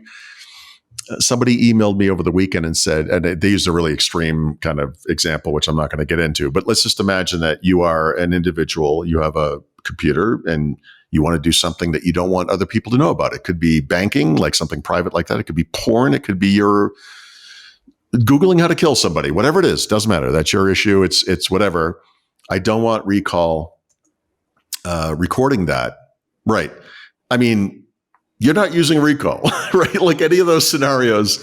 And if in the case of, I don't know, maybe banking, definitely porn or whatever it is, you were probably using like a private window of some kind in a browser. Those things are not recorded by recall by default anyway. Recall is only on Copilot plus PCs. And so it has a stringent level of security that does not exist on normal PCs. That's also helping to protect that data. For someone to get at your snapshots, they either have to physically put you in front of the camera if that's how you're signing in, or force the pin out of you, or move your hand onto the fingerprint reader, whatever it is. And you get bigger problems when that's happening, right? Like this isn't a recall vulnerability. This is just a physical access common, this is common. Like we've all seen the movie where, it's like sci-fi thing and they cut the guy's hand off and use it to go through the door or whatever. I mean, like if that's the problem, the fact that your recall history is now available to that person is not the least of your problems, but man, it's you've got bigger problems. That's all. Well, I'm going to make a prediction, and sorry, I'm going to predict that recall is going to be going away because the only people I see talking about recall are people beating up on it, and maybe tech journalists like us trying to defend. Like it's a black mark, almost. But Microsoft isn't out there with 1 year after the launch of recall, and now that it's live, here are some user stories of the people using recall in business to help them with their Copilot Plus PCs. Microsoft is like, no, look at click to do recall. What's that? I know. I as soon as the words came out of Yusuf Mehdi's mouth, I was like, oh no. My opinion, I haven't used it. The problem is it's just your device, your local I wasn't device. worried about it. What I was worried about was that Microsoft has a certain cluelessness about how they're perceived in the world. Like Google does this all the time. Yeah. Like Senator Pichai will get on stage and say, the world trusts us with their data. And I'm like, I don't think you understand what the world thinks of you. That's not the case. And I feel like as he was talking about it, I was like, I can see the complaints coming already. And I didn't actually see the depth of the complaints that did come, but they could have done a much better job of communicating this. But, as I pointed out at that time, before they started delaying this thing, like this is only going to be available on these PCs that are Windows that at the time were on ARM only. Like there are not going to be very many of these. And even if someone made the explicit choice to buy that kind of computer, most of those people are not going to enable this to begin with. And, they were initially going to have like what was essentially a public preview, but only on those computers over the course of the second half of last year. And that just turned into a private thing. And they made changes. They didn't make that many changes, but whatever. They supposedly won't improved kill it. They'll just change it. I don't think it matters. I don't think it matters that much. I'm sorry. I think it just goes to how people feel about Microsoft, how people trust them, and this is going to be a big issue. And I think we start talking about Copilot in a bit, and Microsoft's plans for Copilot and its place in your life. Does it have a place in your life? Does it? Oh, it hopefully will, according to Microsoft. But I use ChatGPT a lot. Perplexity I use even more. Right. I use it for research. We have a friend who has a disease, an illness, symptoms that nobody's been able to figure it out, and we're going to feed it to the AI. And, there's lots of things people use AI for. I use it for research all the time. Yeah, it makes mistakes. I know it makes mistakes, and the selling of AI is tough. I sort of alluded to this earlier. Where is the AI and these features in Paint or whatever in Windows 10? Like, where do you get this stuff? And the inconsistency of, I might have a computer and I have whatever features because whatever computer I have, I go to my wife's computer. She's like, how do I do this thing? I'm like, you don't even have this feature I have. I don't even know. Like, I don't like that aspect of it. Like, this is a problem. I think today it's been a problem for Microsoft for a long time, but it's worse now with AI.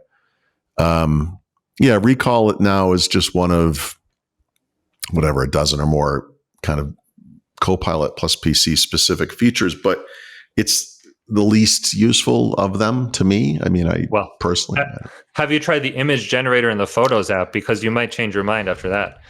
I have. So, I mean, this is one of those things I was saying. I'm not going to remember this exactly, but if you use, I'm going to get the names wrong probably, but in Paint, not Photos, but in Paint, if you use the image creative feature there, I think that's the one that's AI based. It uses AI credits. It's ridiculous, but it will do these kind of, high quality, pretty good. But then there's the co-creator, which I believe is the Copilot plus PC one. It does the same thing. You can do other things. You can draw a little sketch and it turns it into something better looking, but whatever. It doesn't matter how you do it. If you do it exactly the same way as with Image Creator, what you get is a cartoon drawing that in no way approaches the quality of what you can get in a normal web-based AI or whatever it is, internet-based. And that's one of those limitations of local AI today. It will get better, but it's still not as good. So it's like, oh, great. I paid all this extra money, got this extra feature, and it makes garbage. Great. If I'm a normal human being, sitting down in front of Windows, how am I supposed to know that, the one in Photos is bad because it's local, but the one in Paint, that's good, and it's going to use AI credits. It's a lot better because using a cloud-based model in Paint, but not in the Photos app. I don't know. Right? I mean, they're all listen, called Copilot.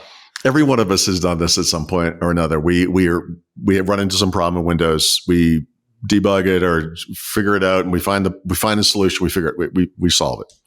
And I always think, I don't know how a normal person would do this. I'm invested in this. This is my life. I spend more time on this than I spend on my relationship with my family. And how does someone who this is like a tool? I use it to get work done. I don't care. Why is the screen flickering? Why is the performance so slow? Why does whatever the problem is, right? Good luck. So it's like finding an AI feature in a single app in Windows 11. This is beyond anything these people are capable of. It's not them. It's not their fault. This is stuff that should just work.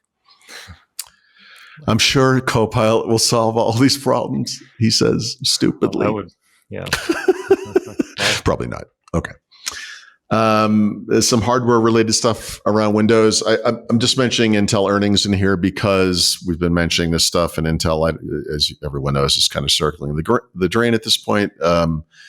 That's going to continue. Sadly, they actually had a decent quarter if you look at it in isolation, and that was because of the coming end of life of Windows 10. And there's been a lot of buildup of stock in these PCs that can run Windows 11 and short-term benefit that's going away, like they said, as soon as this current quarter that's over.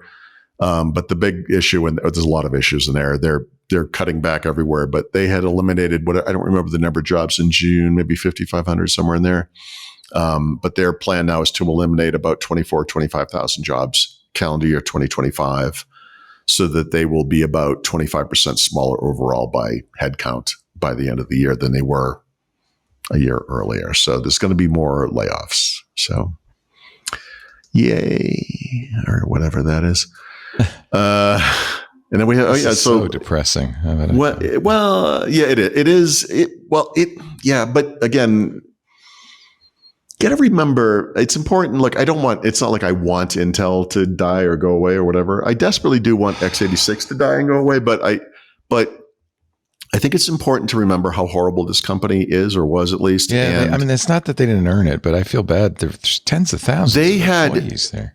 A decade and a half of chances to do the right thing technically and do the thing that Microsoft had been bugging them and then begging them to do for so many years, and make their chips more efficient and better for mobile, and see the world as it was evolving at the time and address it, please. Yeah. Remember when Microsoft kicked off Windows 10 on ARM, Terry Myerson said, I don't care if ARM wins. I just want the damn Intel stickers off the laptops. I just want to see if the outcome is Intel actually makes more efficient, more reliable chips, fantastic. That's all we really want. We just want the computers to work. The laptop I'm about to review, and Chris is going to talk about a couple here too, is in some ways fantastic, but it's an Intel Core Ultra Series 2, whatever, Lunar Lake. It is the most unreliable, annoying, aggravating experience because you never know when it's going to fail you. You just know that today, sometime it will, maybe more than once. it just fundamentally is broken. And that's the best these guys could do. They'll do better this year, I guess, but it's a nightmare. It really, really makes me sad that it's not better. Not because I have a love of Intel, but this is all they did. They ignored cloud and mobile for the most part. Could you get this right? No, I guess you can't. I don't know. It's too bad.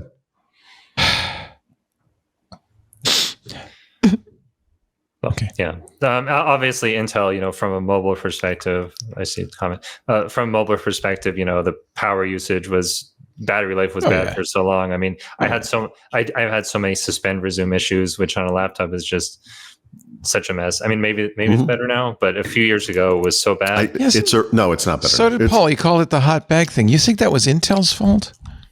It was Intel's. Well, that was a combination of Microsoft. It was Intel and the operating system not handling it right. Well, it was a lack of experience on Microsoft's part, not understanding this is the original that this is what happens, and it's up to them to fix these problems. Like they saw this and said, "Oh, you have a flaw in your chip," right? And Intel was like, "Yeah, we do. You're right. You're supposed to. So you're going to fix this, right?" And they're like, "No, we're not fixing it." Right. To the other PC makers, that was just kind of cute. They're like, "This happens every time. It's just that you don't really hear about it because we just do it. Microsoft like we do the work." New at it. Yeah. That hot bag issue was very specific to Surface and Microsoft, whatever. But no, the stuff that you see on Intel PCs today is you open the lid. You just used it maybe 2 hours ago or last night, whatever, and you open it, and what's it going to do? It could be anything. Could you go through a full boot process? It could come right on. That actually does happen sometimes. It's wonderful when it does that because my Snapdragon X-based PC does it every single time. It just works. That's reliable. It's consistent. This thing, it's like, I don't know what I'm going to get. I'm on battery life on this thing and the performance drops.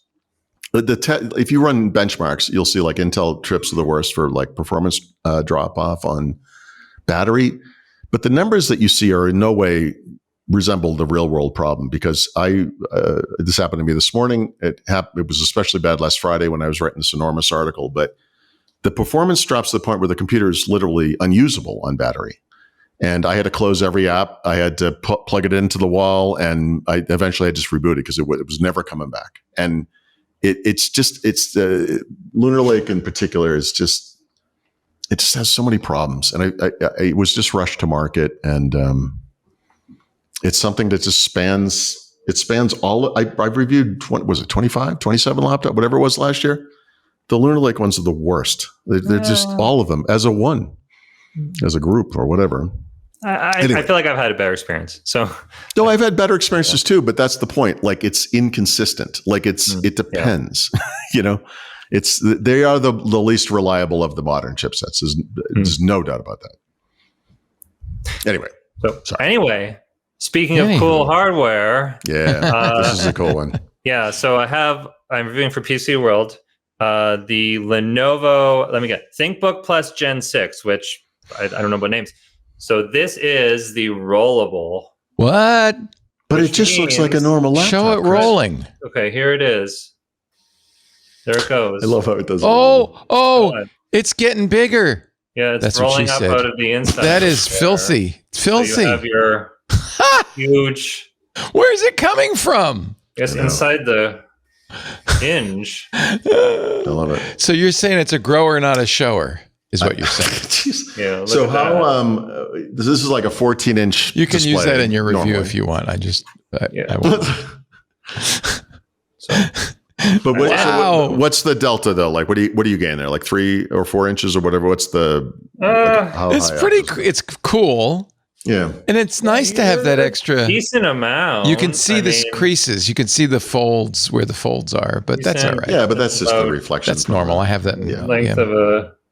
It's cool. That length. I mean, yeah, it's like you can see the part there. So you got a chunk. Like personally, I just think this is cool. Like this is just the kind of product that as a reviewer you would see at CES and you'd be like, whoa, when's that coming to market? And the company would like, that's not coming to market. Yeah, exactly. This is a concept. Lenovo's managed to release the proof of concept and anyone can go buy it, which is wild. I don't know if you should go buy it. If you think it's cool, you should go buy it. Is this the average computer for the average person? No. Well, but this is interesting. This solves problems, right? Like I know a lot of people, and again, these are, technical people, whatever, who often travel with a second display, right? A USB-C display, right? And this is a way to have the same thing wild. In a sense, if you don't mind it being tall rather than wide, right? And also, I don't think Lenovo gets enough credit for this kind of experimentation. The ThinkBook line, which is supposed to be for small businesses or whatever technically, but is where they do a lot of this experimentation, right? There have been a lot of... Paul, I'm demoting you to the little screen. No, it's fine. Okay. It's like a reasonably normal looking laptop. I mean, it's wild. Is it? It's hard to tell because the camera might be a little wide. Is it Is it really a normal, or it looks a little bigger? I mean, it's going to be a little thicker, but some of the ThinkBooks are a little. No, but thicker. even like no, it's a 14-inch laptop, right? It's a standard 14-inch aspect ratio or it's a whatever dimensions. Pretty standard. I think it's pretty standard. I should have looked that up, right? But it's like a. I think that's 16 by 10 looks pretty standard. Yeah. But I mean, the ThinkBook. The Yoga Book, that was the Yoga Book 9i. They made the actual dual screen laptop. Right. They reviewed it last year and it's wild. They said it's so cool. I don't know if the average person should buy that laptop, but it's not about that. Yeah. It's just really cool that they're releasing stuff like that. And I was thinking about Windows 10X too because I was like, man, right. One of the worst things about that experience was because it didn't really work. That Windows wasn't really built for a dual display thing that constantly shifts. Like Windows isn't really built for this either. Like they have like some custom software that's doing resolution changing as you hit that. So like, that's a little bit some of the issue with some of these experimental computers is that Windows isn't really designed for them. And like $3,200, $3,300 is a lot. That's expensive, right? However, this is not the laptop for the average person. However, to be able to buy the tech demo laptop from CES for $3,300 is wild. Like these, how can they even produce it for that much money? It's not going to be a high margin. It's not going to sell a bunch of units. How can you even produce that in a factory at that scale for that little? I don't know. But it's just really cool that it's out there, right? I agree. This isn't like praise of Lenovo. I just like as a computer user, I think it's okay to praise Lenovo. Look, someone has to do this kind of work. HP used to do more of this than they do now. Microsoft likes to think of itself as a form factor generator, but most of that stuff has been terrible. They've had more misses than hits for sure, but I like that they're doing it. That dual screen thing, which I reviewed last year as well. And actually, when I get back home, I have the newer ones. It's exactly the same. The form, nothing has changed from hardware. It's cool. There's complexity to it, right? Because you've got a keyboard that doesn't have a trackpad built in, so you have a mouse, and then you have this origami thing that works as a stand, and you got to have all this together, and the pen goes in the loop, and you're carrying around a lot of stuff. But if this matters to you, if that dual screen is what you want.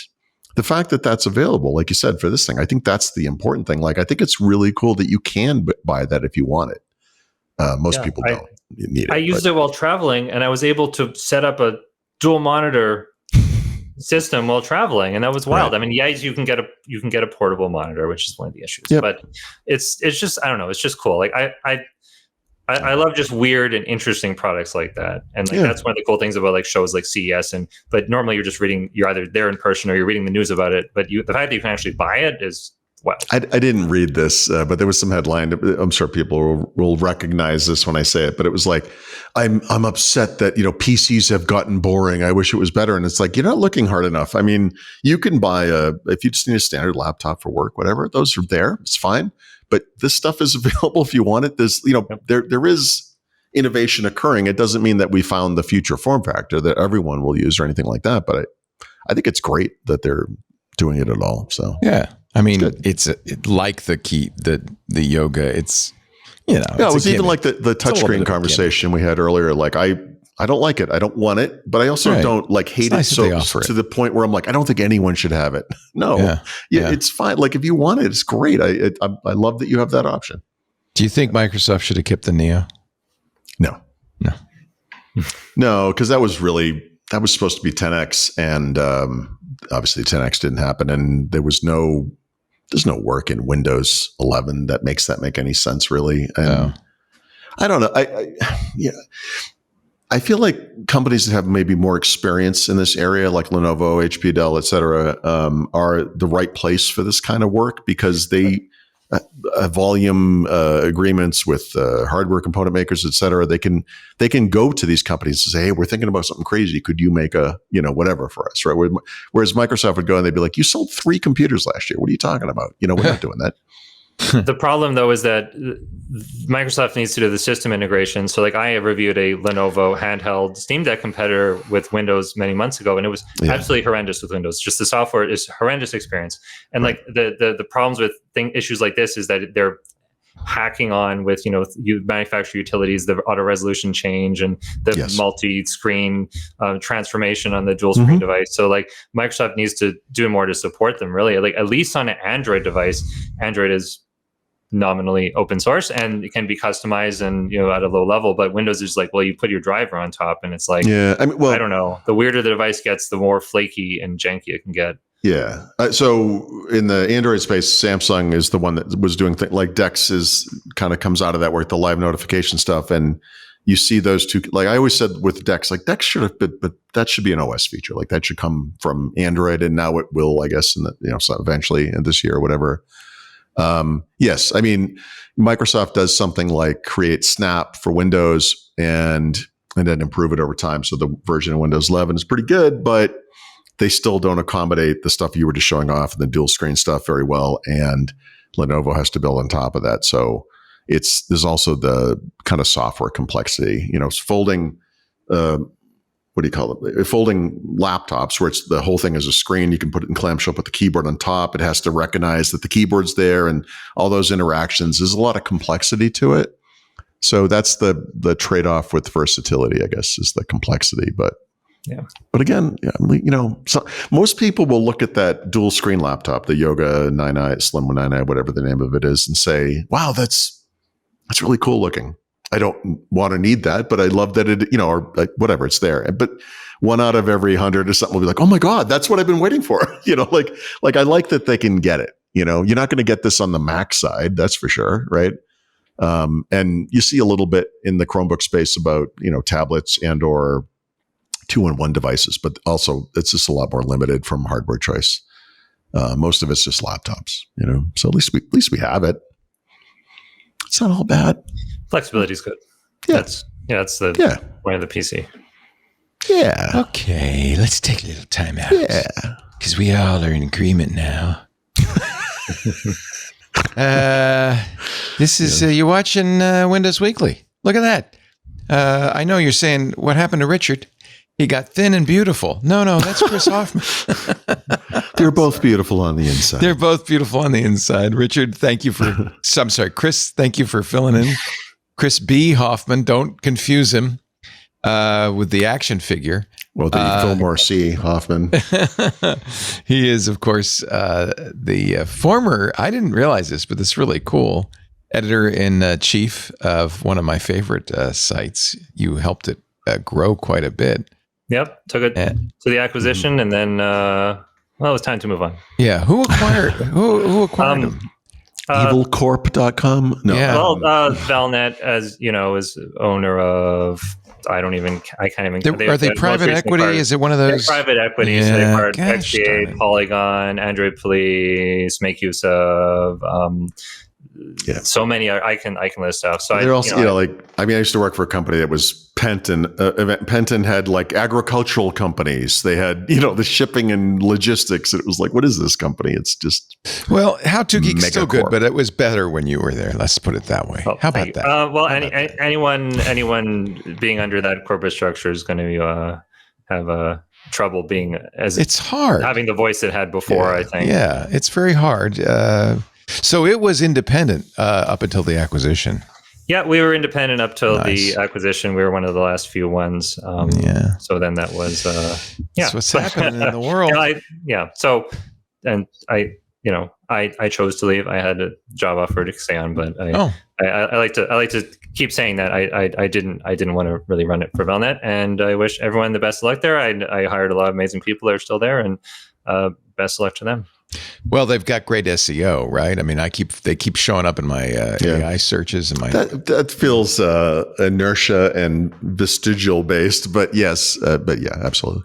It's also part of the new Google Zero movement, where you're not getting You're showing up in the search results. You're showing up in the AI, but you're not getting any traffic anymore. Listen, I'm happy to be like a little asterisk in a description, and you go down and it says maybe I helped. Golly. That's all I ever wanted. Golly. Anyway, Windows Intelligence is the current incarnation, although that's about to change as well. That's about to wind down and transition into my personal newsletter, and I'm still all over the place. I do a lot of work for PC World and some other publications, and I'll be reaching out to more. And nice. So I keep waiting for you to blurt something out that will be like something new that I haven't heard. It's called My Next, and it's going to be. No. Remember that when The Verge, when the guys left Gadget and they said, we don't know what we're going to call it. We'll call it My Next thing or something. Park horse. Yeah, exactly. Yeah, parkour. Crazy. We're going to call it parkour. Anyway, good luck with that, Chris. And everybody should go to chrisbhoffman.com to stay up to date on what Chris is up to. Paul, I don't have to explain. You know. Paul, you could not explain, so don't even try. It's okay. As the kids say, IYK. This is Windows Weekly. Glad you're here. On we go with this edition of Windows Weekly. Let's talk about AI. Have we talked about AI? Have you started using Comet? Yes. So I got in. I joined the wait lists. I think somebody told me actually they added me. You can point Jeff Jarvis went to their PR firm and got a journalist version, and he's been sent me an invite, so that's how I got in. Maybe he sent you one too. I don't know. What do you think? It was someone else, but okay. I am actually really impressed with this. So this is Perplexity, which I love, but it's their version. I almost wonder why I need a browser, because it's really kind of Perplexity in a browser, right? Yeah. So, but that's the point of this stuff, right? In other words, months ago, I had written this thing, and I think it was partially based on what the browser company was going through. Like Arc had become too complex, and it wasn't the good basis for what they wanted to do. They, have since switched to Dia, and they're trying to make that happen, whatever. This is bigger players, like Dia, isn't it? I mean, it is, but so I can't. I don't have a full comparison to make yet, but I can tell you one way where it's not so obviously Chrome. That's one thing that's it depends on what you're looking at. Once you bring up the menu, you're like, oh no, this is Chromium. Yeah, like it's Chromium. Yeah. But here's the thing. So browsers are going to change. They're going to change so much that someday someone's grandchild is going to say, why do we call this thing a browser? We don't browse. What's a browser, Daddy? We don't browse. What is that? What is browser? Yeah. Oh, yeah. Now that, so they've changed the font and everything, but these are the same menu items as in Chrome. It's very clearly Chromium, but whatever. That's fine. That, by the way, this is the point. Like when Microsoft switched Edge to Chromium, everyone's competition, blah blah blah. I'm like, no. We need a standard at the rendering engine level where you innovate is on top of it, and this is maybe the ultimate example of that, right? So. You want a browser that works everywhere. Well, and just works the way you're familiar with, but then can put stuff on top of it, right? So there, remember Leo knows better than anybody, but with Arc, that was one of those things. 9 times out of 10, people are like, oh, this is too much. There's too many things going on. It's too different. But how did they do this? They kind of hijacked is a tough term, but the standard like Control T, Control L controls. They remapped and did different things. And so it was a different kind of a experience. And so when you Control L here and go to the address bar and you type in a thing, unless you explicitly choose it from the dropdown, it's going to go through Perplexity, right? So you still have that opportunity. See, it says ask Perplexity or ask Google or whatever the terminology is. And then this is the search I got. Yeah, but that search that you get, that's Perplexity, right? So it looks this is the other Chris Hoffman. Chris Thomas Hoffman, he's a Zimbabwean actor and voice artist. I confuse them all the time. So honestly, Or it could be the superintendent of the Elk Grove Unified School District, Chris R. Hoffman. Or it could be Chris C. Hoffman, who is the managing partner of the Sandy. This is hysterical. I'm finding all the other Chris Hoffmans, but you know what? You're number one. The tech journalist. So I have to say, until now, I've been kind of on the sidelines with this type of thing because Google is adding AI everywhere. Microsoft is adding AI everywhere. But they also have these established browsers that they don't, they're not going to get too radical with these things, right? So you have to turn to third parties. Like Opera talks about Neon, but I don't have access to that. The browser company has Dia, but it's only on the Mac, so I can only use it sporadically. This is a good search result for you, Okay. I think. Yeah.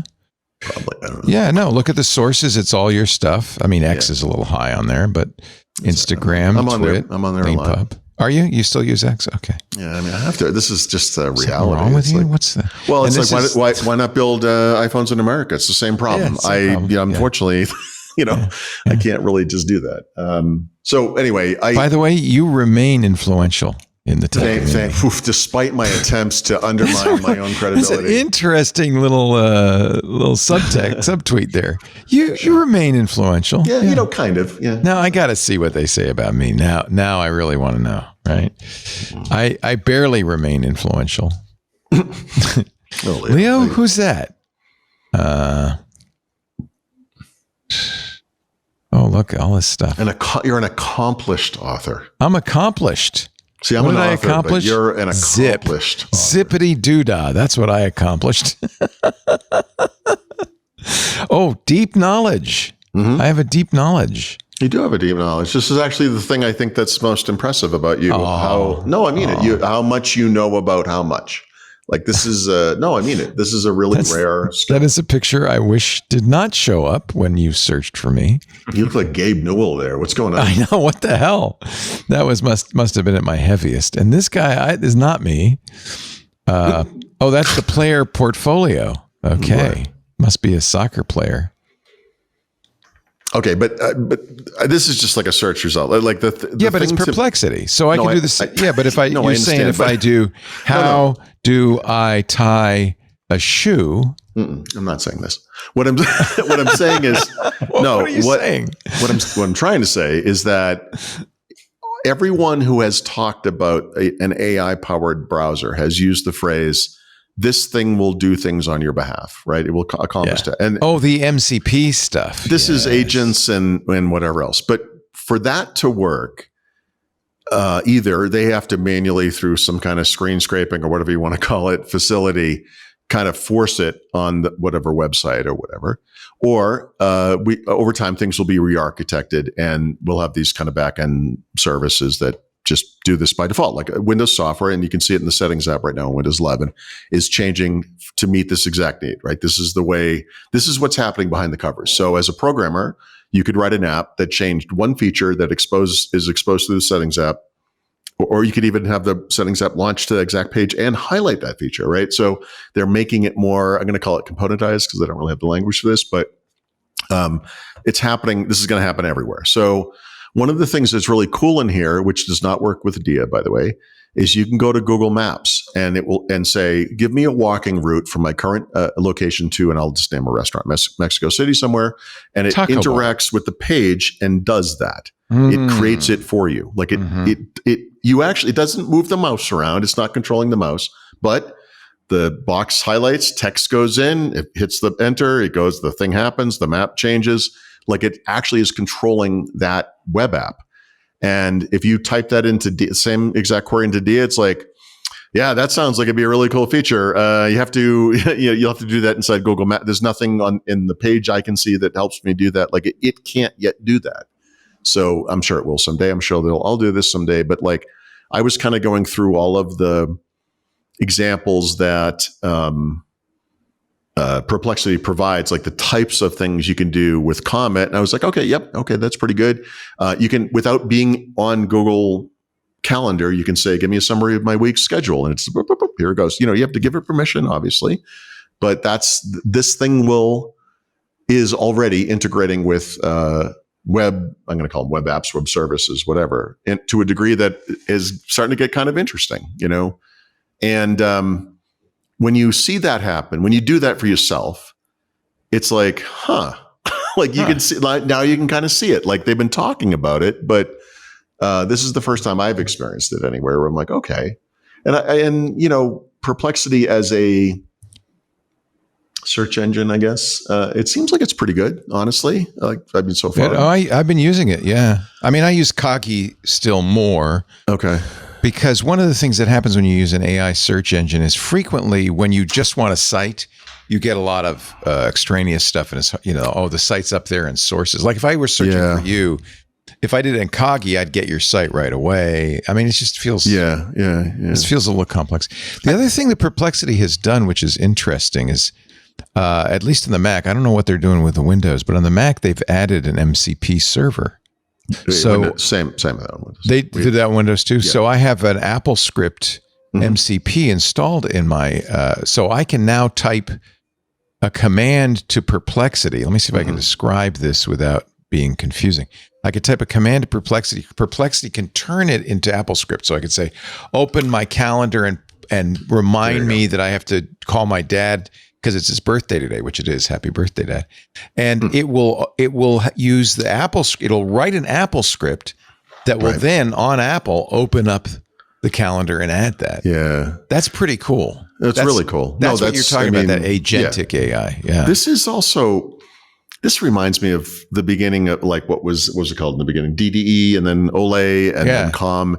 The idea that, very simply on a single computer, you could copy in one app and then paste in another app. And it has to handle the different, how maybe text is formatted, or if it even accepts text, or if it's images or whatever it might be. And then you kind of move that to multiple computers on a network, whether it's local or the internet.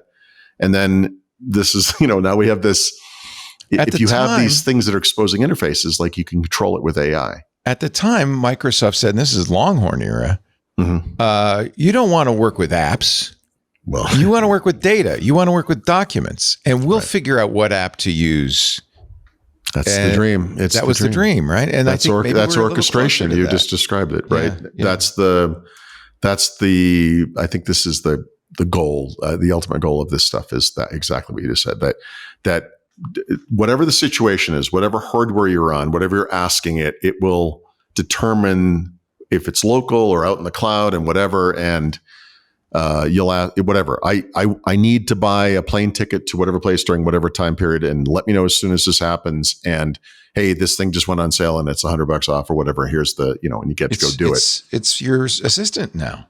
Yep. Your personal assistant. And then having said that, of course, I write about this, and then people are like, well, are you comfortable giving Perplexity access to your Google account or whatever? It's like, are we seriously having this conversation again? This is like when Cortana was added to Windows 10, it was one of the features, right, of Windows 10. It was like, well, I went to turn this thing on. It was like, it needed access to my calendar, to my contact. Like, what is this? It's your assistant. Right. Like, the point of the thing is that it works with that stuff. If you're not comfortable with that, do not use that thing. Like, that's what it does. It has to work with your data. That's the point. So am I comfortable? No, but I accept that I want to see if it works. So Chris, are you a big AI user or not at this point? Yeah, I've been doing a lot with it. I think I don't have access to comment yet. So in terms of agentic browsing, no. I did enable Copilot mode in Edge earlier, and I was about to talk about how that isn't really the same thing at all. But yeah, I think like long term, the dream though, in terms of comfort, in terms of privacy, long term, the dream is local AI. You have your local AI that runs on your device, and that's long term a dream. I mean, like that isn't the current Copilot PC plus PC with his NPU, but yeah, maybe, and maybe in 5-10 years that will just happen on your device, and you won't have to say, are you comfortable with uploading that to a server? I think so. I feel like it's going to be a combination. I'm not sure the end game is just everything is on your device, because we're connected all the time, right? So yeah, like some things will be better or faster, whatever the term is. But the point of AI orchestrating this is that you ask it a request, and it's whatever resources you have, it will find the best way to do that. If it's local and you have an NPU, maybe that's what makes the most sense. If it's local and you have a GPU, maybe that's what makes sense. It should just do it for you. But right now we have all these kind of hard-coded solutions that it's like the things we were talking about in Paint. Like, oh, do you have a Copilot plus PC? Then you have this stupid feature. It can only work this one way. That should work multiple ways, right? Like that should work no matter what kind of computer you have. But yeah, or, it's a mess. Companies might self-host their own models in their own data center or stuff like that. Right now, it's like using Perplexity. It's just what it is. Yep. Yeah, that's funny. It's like grounded AI as the new on-prem server. It's something to it for sure. So anyway, if you've signed up for the wait list, you get this eventually, whatever it is. I have to say, it's not perfect, and I mean that, and whatever. Mostly, it's just a browser, but there is a future here where it's like you're going to be talking to your computer. You're going to be just talking, and it will pick up that you mean it to do something, and it will just happen. That's part of what's going on in that browser. And then just the interaction with online services, which is the real power here, because if you think about it, like when you search, like you might be looking for a simple answer. It's like, what's the capital of some state? And here's the answer, whatever. Search engines do that. But sometimes you want something more complex. Sometimes you want something deeply personal, whether it's like a relationship or health issue, or whatever it is. And it will talk through this with you and maybe point you at the right thing. I think someone mentioned earlier this notion of AI helping doctors find diagnoses that they would not have come to on their own. I've read a lot of stories about that.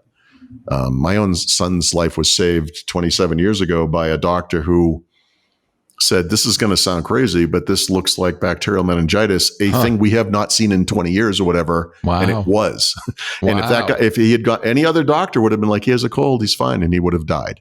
So holy cow, like that stuff. Yeah. Like that stuff that's life-changing. Like that's amazing. I mean, so look, I know it makes mistakes. We get it, but so do human beings. I mean, and it's going to get better. So this is fascinating to me. Like, I think our whole world is about to change, unless you're using Microsoft Edge. Go ahead. Oh, please. Yeah, it's so funny. I saw the news earlier. I went and I flipped the switch and I put in Copilot mode, and then I said, "Let's go. Let's navigate Google Maps, just like in Comet." Yes. It's like hand. I mean, how does that work? Google Maps. I mean, it's just the same. I don't understand how it's different.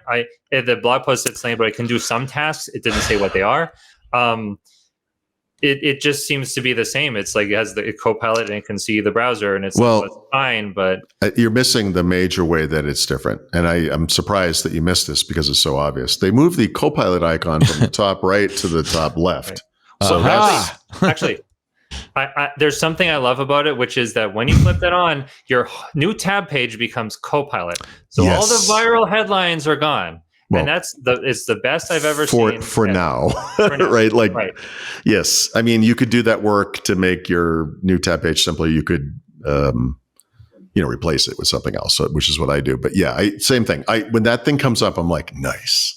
The only thing I would like is the ability, like on Momentum, I use Bonjour to just arbitrarily add shortcuts that are just down there all the time. Like it will see what you're browsing and add some, but it'd be nice if you could configure it. But yeah, that thing comes up and it's like the cure to the normal new tab page. Yeah, for sure. What's weird to me, and we'll talk about that when we get to Copilot in general, but they're saying, Copilot is going to help you cut through the clutter in your online life. It's like Edge is the most cluttered browser I have ever used. And I used to use it in the early days when it was Project Spartan. And I just eventually had to switch because the new tab page, the menu, the shopping features, every little thing, the sidebar that comes up by default, and it has the MSN game link. And it's like, I just can't use this. And they're saying, well, don't worry. It's going to cut through the clutter in your life. Don't worry. You're going to have an AI generated feed of good stuff you want to see. It's like, well, I know exactly what you think about generated feeds that I want to see, Microsoft, and I'm not sure I'm on board with this. You're describing a Microsoft service that when it's fully realized will be a paid service that will solve a problem with a free Microsoft product that they created, and it's like when Microsoft was selling antivirus software in the early 2000s, to consumers, right? OneCare. It's like, guys, you're solving a problem you created. Like the cure should be free. Like it's your fault, But yeah, you're correct. Yeah. So I do find it coincidental, and I'm sure it is really, but that Microsoft, the day after I got Comet, was like, oh, we have a AI browser. Yeah. So I feel like they've been working on this for a little while. They've got a long way to go. For whatever reason, every day there are AI announcements, but they didn't really preview this. This wasn't one we heard about it build and they're like, here it comes. And then eventually it came. It just showed up out of the blue. And it, like you said, it doesn't feel Like it's much, but I think it's because it's the basis of where they're going. It's not there yet. Right. I mean, I think they just it's not ready yet. It doesn't have all the features, but launch it. We need to get the hype out there. Everyone else is launching AI browsers. This needs to be an AI browser. And if you actually go look at like the Google Play Store, iOS App Store, they call Edge an AI browser. Like they have that in there for like the SEO. Edge AI browser. They've been calling it AI browser for a long time. But it's just a browser. Well, I mean, they did beat Google in a lot of like Chrome just got Gemini integration. So right. As a value add. No, but this is what happens with these giant monopolies, these big tech companies, right? They're protecting something. They want to push forward with this thing, but they also don't want to step on the thing that's working for them, right? And that's why Microsoft and Google and Apple, I suppose, with Safari, will be slower moving than these little companies because they're protecting empires, And if you're looking for something really innovative, it's going to be the browser company or Opera or Perplexity or whatever, right? I mean, and maybe those things are good enough that they influence these bigger companies to then do things like that. I mean, Microsoft does talk about this stuff. I mean, if they were early on with MCP, they were early on with it.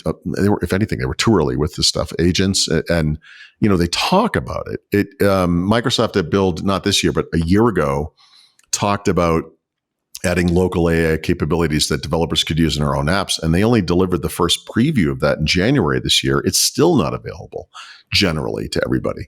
You have to use a pre-release version of that SDK. Like you can't actually ship code with it. So. They have like this dream, they have this idea, they have, but the reality takes a long time to occur. And part of it might just be that Microsoft's such a big company, Well, I mean, honestly, I'm going to maybe push back against that a little bit because I think, that's a take I had in Computer World recently in my column is like Microsoft actually, Bing Chat was the first AI search engine. Microsoft was an early investor in OpenAI. And actually when Bing Chat launched, it had a GPT-4 model that was more powerful than what you could get ChatGPT at the time. Like Microsoft was ahead of everyone in consumer AI at that point. So they're not trying to cannibalize this. It's like, but the funny thing, the sad thing is if they want to be ahead, they were ahead and then they kind of just, I don't know. Look, whatever happens, whatever the history is, Microsoft kicked this off. There's just no doubt about it. That day in February 2 years ago, Yusuf Mehdi, and they went with the Bing brand to begin with. It was just like, what? If you look at that announcement, it was like advancements for Bing and Microsoft Edge. And you're like, what?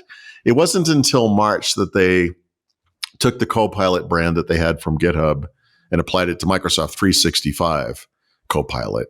And then by the end of the year, they had 117, I think the number Donna Sarkar supplied me with, Copilot branded products or services, right? I mean, and this is, itself kind of a unique Microsoft problem where they don't brand things very well, but when they do land on a really good brand like Windows, they tend to beat the death out of it. Like they just use it and use it and use it.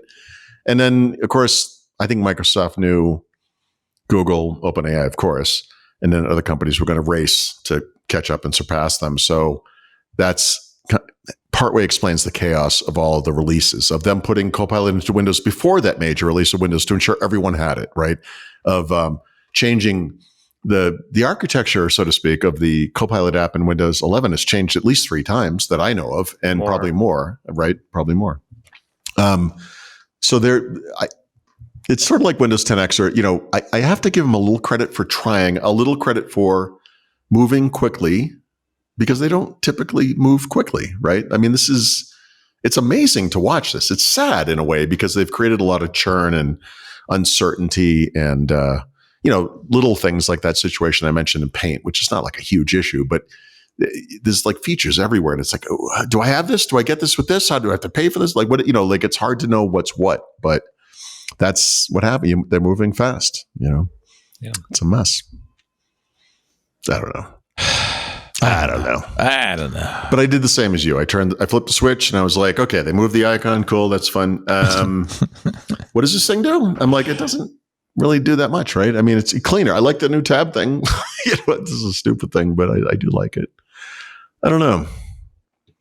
Have you well, no, I don't know if this is available yet. So they announced they're going to add expressions meaning like humans, like when I react to you saying something or whatever, to Copilot, which, raises the ugly specter of Clippy coming back. Oh. Right? One of them is going to be a paperclip, and people are going to choose it. For right now it's nostalgic reasons. Yeah. It's like, I mean, it's the current design they're showing off. It's just a prototype, but is like a blob because we're having trouble. I don't know, visualizing our new god here. Apparently it's a marshmallow with a fun little face. But I don't know. Maybe this will make it more. Oh yeah, what was personable or something? I don't know. It was Casper the Friendly Marshmallow. Yeah, exactly. It's just so weird.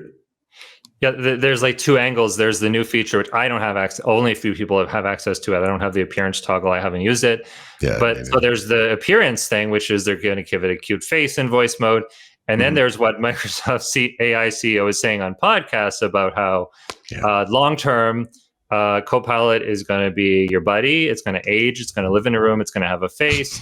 It's going to remember you over your life. It's going to be a continuous observer and participant in creating new culture alongside you. It's going to have a lasting, stable presence with memory. It's going to be designed to be your life coach, your productivity assistant, and your teacher wrapped up in one. I'm just giving quotes now. It can be a tomato with a blue mustache. Unfortunately, it has dementia. And, look, I'm sure it will get there. Chris, you weren't around for this, but like a week ago, maybe 2 weeks ago, we were talking about, just the ways in which Copilot has been failing so far. I mean, things could change, obviously, but, part of the problem Microsoft faces is that for whatever reason, Chat GPT, especially OpenAI, has just such a good brand. Like people know about it, use it, they choose it over the thing that might be built into what they have already. It has achieved that magical thing where it just is like a hit with normal mainstream users for some reason. I would think that if you're a Fortune 500 company, Microsoft 365, like you're going to use Copilot, obviously. Like it's the one that's going to integrate the best with all the stuff you're using, but there's indications that that's not happening either. So I don't know. They got to be hitting. I'm not saying it's desperation moment yet, but like they're clearly just throwing stuff at the wall at this point. Like, oh, we got an AR. You have an AR browser. We have an AR browser. Oh, like they just like Google announces like the audio overview feature, basically podcasting, for whatever the thing is. And Microsoft's like, we have a podcast thing too. It's like, of course you do. Like, of course you do. So I don't know. Maybe it will land. It's hard to say. The bizarre thing, if you read the stories, like, because there's stories about, companies, employees just want ChatGPT. They don't want Copilot. They don't want this or that. And it's like, if you read the stories, it's like supposedly Microsoft thinks, well, people are going to want a different consumer AI at home. They're going to want a different AI at work and a different consumer AI at home. So, but first of all, it isn't true because people are choosing ChatGPT in both cases, statistically speaking. Second of all, if that is true, why are you calling them both Copilot? Because people have the Copilot for Microsoft 365 at work that will be that brand. And then people have their little Copilot at home, which will be their little life AI friend, which is what Microsoft is doing. And that if they want a different one at home, they shouldn't be called both Copilot. I don't understand the branding. Boy, this is you've triggered so many memories here, but I'll just use one simple example. It's always a similar problem, which was Microsoft on their whatever blog, Microsoft 365, whatever it was called at the time, would come up with like, hey, here are like 5 new features coming to OneDrive. You're like, oh, interesting. So you're reading through it and you're like, okay, what is this? And then you realize like halfway through, they're talking about OneDrive for business, not the one that consumers have, but they never really differentiate them, even though they have basically the same name. And it's like, guys, like some features would be here, some would be there, whatever. That kind of thing's always been a problem. But you also touched on an issue I just kind of glanced by earlier today, which was Microsoft is a browser that nobody seems to want to use for the most part. It's Chromium. It's basically Chrome. It has Microsoft stuff in it instead of Google stuff. So compatibility, performance, whatever, it's going to be similar. They're doing nice work, honestly, on some of the stuff with the UI and redoing it and whatever. But okay, who cares? But literally, there's an option built into Windows that it will steal data from Chrome every time you launch the browser. It will sync with this backend thing because they want you to think this thing is Chrome, and they have the OpenAI stuff. They can use it. They're going with the same brand across, business and consumer. And everyone's like, yeah, we don't care. I don't want the thing that's like it. I want, like whether it's good, bad, or indifferent. Like I don't know that anyone could honestly say ChatGPT is better at XXX than Copilot today. But if they could, tomorrow it will be different. 2 weeks from, it will be different. It changes all the time. So yeah, it's the same strategy. So this came up last week, I think. But it's like, what do you call it when you keep doing the same thing and you expect different results? I mean, they really are in that way using the same playbook, and that playbook has not worked for them with Edge for sure, and it hasn't worked with them with Copilot against OpenAI either.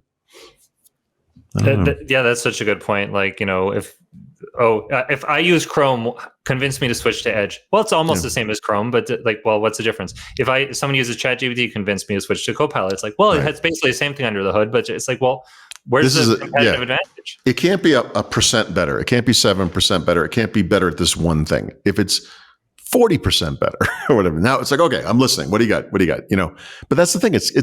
These things are they're all gonna kind of land in the same place, aren't they? I mean, and because of the fast nature of this and MCP and the interoperability that all these AIs are doing, you could be this random person who's like, I do use OneDrive and I use Microsoft Word and I have a Microsoft 365 subscription, but I also have Gemini, and that's what I use with Word and with OneDrive, and it works fine. It will work probably the same way.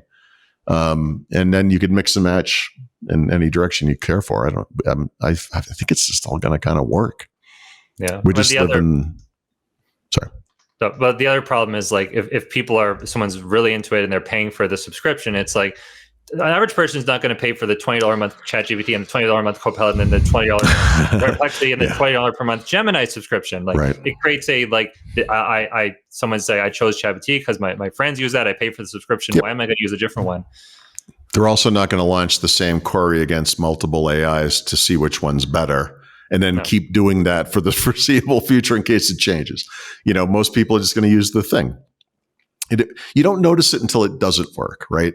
Or until it annoys you so much that you want to move on to the next thing. But everything's moving so fast right now. I don't know that they're all in the same place with the same workloads or whatever. I don't know. I don't know. It's complicated. Anyway, they're trying. God love them. It's it's like that old, was that meme thing? It was like, Safari, Firefox, and Chrome. And it was like, we support PWAs, we support, web to whatever it was. And it's like Internet Explorer at the time, I think, was like, yay, internet. It's like, they're trying, like they'll get there. Maybe they won't. All right. What do we got here now? So long-term Copilot plans. This is where it's all going to come together and the future is going to make sense. Yes. Yeah. I was like rambling about that already, but right. I mean, the plan, according to Microsoft AI CEO on a podcast, is this is Copilot's going to be your life coach, and it's going to be involved in every part of your life. It's going to interweave fiction in your real life. It's going to, he said, soon my AI will join this conversation. My Copilot will be in our Copilots might be in this podcast in a few years, right? Talking. What are you talking about, Chris B. Hoffman? Yeah, exactly. So that's this Copilot vision they have of it's going to be your buddy. The consumer version, the work version, that's a totally different thing, although it has the same name. But the consumer version is going to be your buddy, right? And I don't know, do people want the Microsoft branded AI friend, even if, let's say they do want an AI friend. Let's just agree with that. Everyone's an AI friend. Do you want the one from Microsoft? Right. I want the one that sounds like Scarlett Johansson is the one I want. Yep. I feel like Elon Musk is going to give you that. I don't know if there'll be a differentiator, to be honest. What's the differentiator going to be? I think that's the problem, right? Microsoft has strengths, and we should just acknowledge that. And a lot of it is in full-featured productivity solutions like Word and Excel and all that stuff, right? And so if you're in that space, a consumer, but more likely a business, there either are or will be advantages to Copilot, et cetera. I guess, there is the tyranny of the default. If you're using Windows, it might just be Copilot because you're using Windows. Except that we've so easy it's already to been access all defeated. the That's others. the we Chrome has broken through that with web browsers. Yeah. That's the primary success of that product to me. Like they've gotten people to get off of the default, and on Macs too, by the way, although not to as great of an extent. And then OpenAI, I feel like they've done it already with AI. Same thing. Switching is either hard or perceived to be hard. It doesn't really matter, but either way, paying for it or not, most people make that choice. They use it. And unless it betrays them in some major way, they're not going to be looking around. They found the thing that works for them, right? I don't know. When do you turn off notifications on your phone? Do you install all your apps and then go into the settings interface and be like, okay, that's off. Or do you wait till you get an annoying thing and you're like, no, and you get rid of it, right? I think that's just kind of human nature. The pop-up that Microsoft will absolutely display, already is. I took some screenshots of this for Copilot, where it's recommending things it could do for you, is the moment where you're like, nope, because what is that? Like, get out of my face. I'm doing something, Right. Especially in new laptops, which all seem to have the Copilot key. I'm sure that's the internal metrics are saying Copilot launches are going way up on these new laptops because you can just bump the key. But maybe that's not actually helping. Maybe potentially it's not actually helping your brand if you're accidentally hitting the Copilot key all day, going like, ugh, closing it. I don't know. Maybe just a thought. I don't. I'm sorry. This guy in Discord, I'm trying to understand what he's trying to say here. Copilot is going to be the most used AI in Windows because it's the default. Like Edge is the most used browser because it's. I'm sorry. He's being sarcastic. Sorry. Okay. Sorry. Right. I'm like that. We've already pointed out that that's not the case. Yes. Okay. Sorry. You do get it. Okay. Look, I don't dislike or want Copilot to fail. All I can do is tell you what's happening so far, and it's not great. So I guess we'll just see I don't know. We'll see. So Google, like Intel, and actually, by the way, before we're done with the show today, most likely Microsoft will announce their earnings very soon as well. But they announced their latest earnings, and I have to say, I guess anything could change. But as of now, $96.4 billion in revenue in one quarter. That's amazing. What was the profit on that? $28.2 billion. Jiminy Christmas. Yep. So profits were up 19%. Revenues were up 14%. Yep. I think the figure, 65% of the revenues came from advertising overall, across all their properties. But they have honestly a strong cloud business. They have a strong workspace business. They have pretty good. It's kind of a nebulous thing, but like subscriptions and devices and something else, which is, Pixel and Google One and whatever else they have for consumers. Search double-digit revenue growth.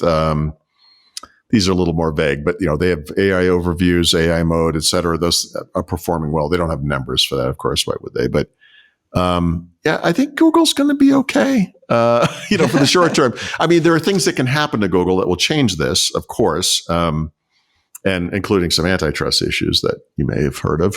So we'll see what happens. But I would say, at least so far, there's no indication yet that the rise of ChatGPT and et cetera has impacted them in any kind of negative way yet. So that's actually really interesting to me. I think the big thing is they have to compete, right? If we were talking about this 5 years ago, we'd say what's going to replace Google? Now we say what's going to replace Google? And it's there's some plausible things if Google doesn't get its act together, right? Yeah. So, they have to compete, and they've been pushing hard on Gemini, and they've been frantically trying to turn Google into an AI search engine as well, and doing all this stuff. And they had a lot of this early on, but didn't put it out because it was going to harm that business, right? So they played a major role here. I feel like by any objective measure, they're up there. I think they're actually in better shape than maybe some people think with AI or whatever. But yeah, Apple infamously was good about saying, okay, we've got this one dominant product finally, an iPod. Like, what could replace this? And it's like, well, a phone. Okay, so we need to do that. We need to be the ones that replace the thing that we have. Microsoft was not necessarily great at that. although they did find other successful businesses, obviously. That company's doing pretty good too. So there's that. But yeah, I mean, Google maybe it works out that Google replaces search, or changes search enough, just like browsers are changing, that it becomes where we get answers, right? Because if the Google AI stuff is in search, or you go to Gemini and it's some kind of a chatbot experience, whatever, if it's the same thing, you just have your choice of how you're going to get those answers, I guess. So we'll see. But let's hustle through we only have about 20 minutes left in the show. So, oh God, how did that happen? Oh, okay. You're at the 2.5 hour mark. I'm so sorry. I didn't realize that. Okay. Well, we were having fun, just real quick. Yeah, I can do some quick stuff.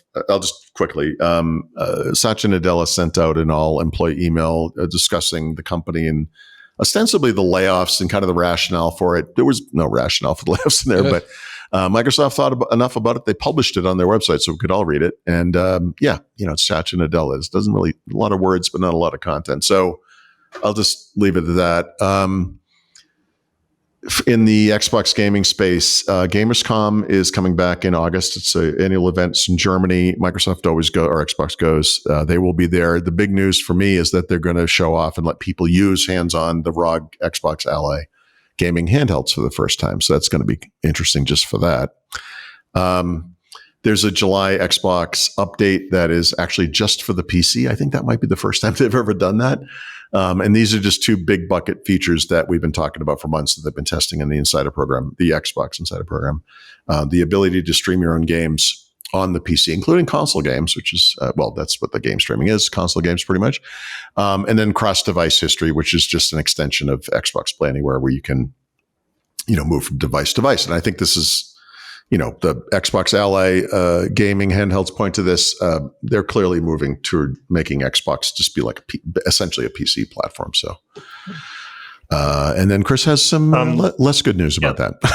Yeah, I just wanted to throw that in there because, I already saw this happen with the Lenovo Legion Go S that I reviewed. Is like if the big push is for Xbox gaming PCs, they're not hitting the price point of the Steam Deck. So the Steam Deck is, I don't know what's going to have to happen there, but if all these Xbox gaming PCs are coming in hundreds of dollars above the Steam Deck, I don't really know how they're going to grow a market there. Yeah. So, the operating system that's used by these Ally gaming handhelds is Windows, but it's also cut down so that it doesn't have all these background processes going. And the Xbox app is the front end UI, not the shell, or is the shell, I should say.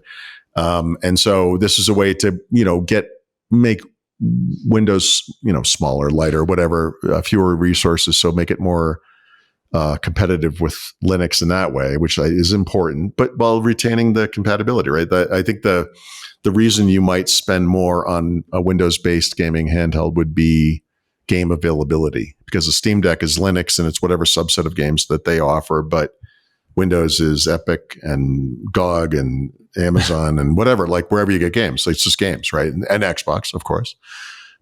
So that's the idea. I mean, whether it's feasible or possible, we're about to find out, right? Because I haven't used one, but we'll see if these new what are they called? Ally gaming handhelds, if they pull it off. I don't know.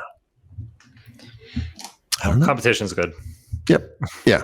And it's good for Microsoft to be in this space. People have been clamoring for an Xbox gaming handheld since there was an Xbox, right? I mean, yeah. Well, so that's what this is, the Ally. Yeah. Yeah. But you didn't like the Legion so much, the Go?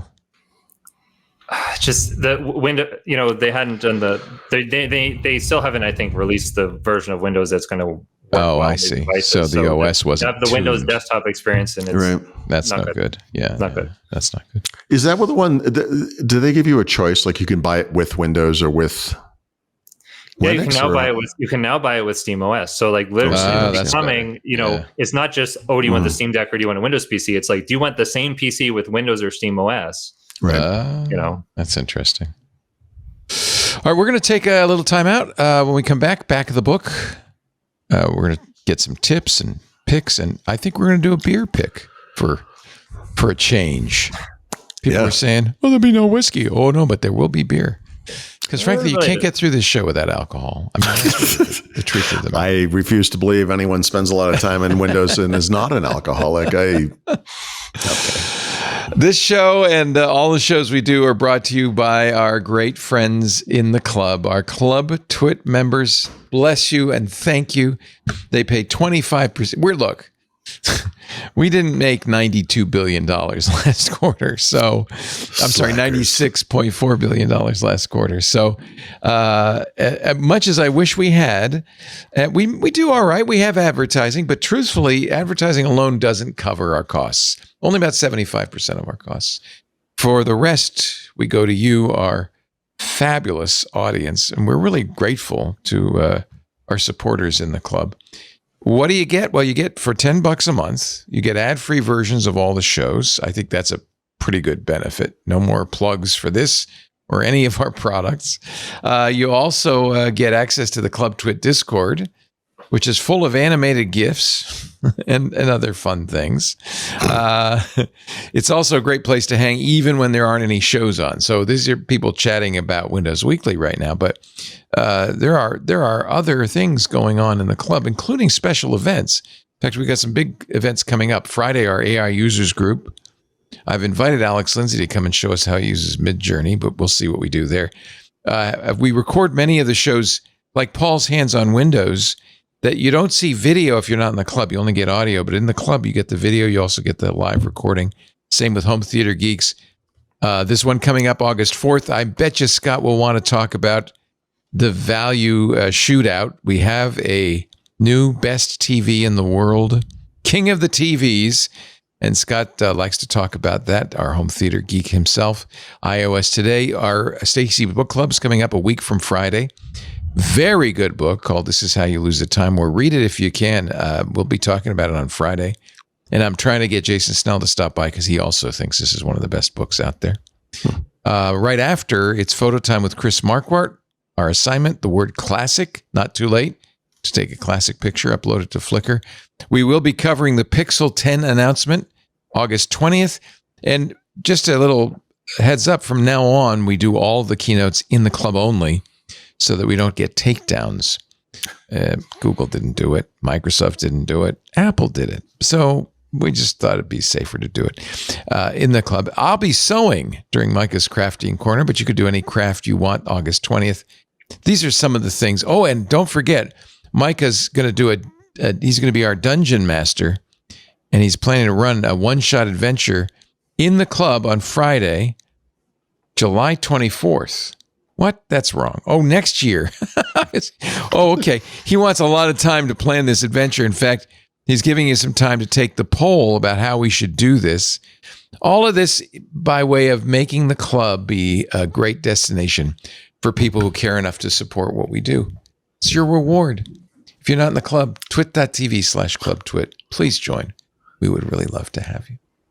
Now it's time for our tips of the week. Let's kick things off with Mr. Paul Thurrott. Actually, you're both in this one. Yeah, we both have a tip and a pick. Okay. And then, of course, we're both in the, yeah.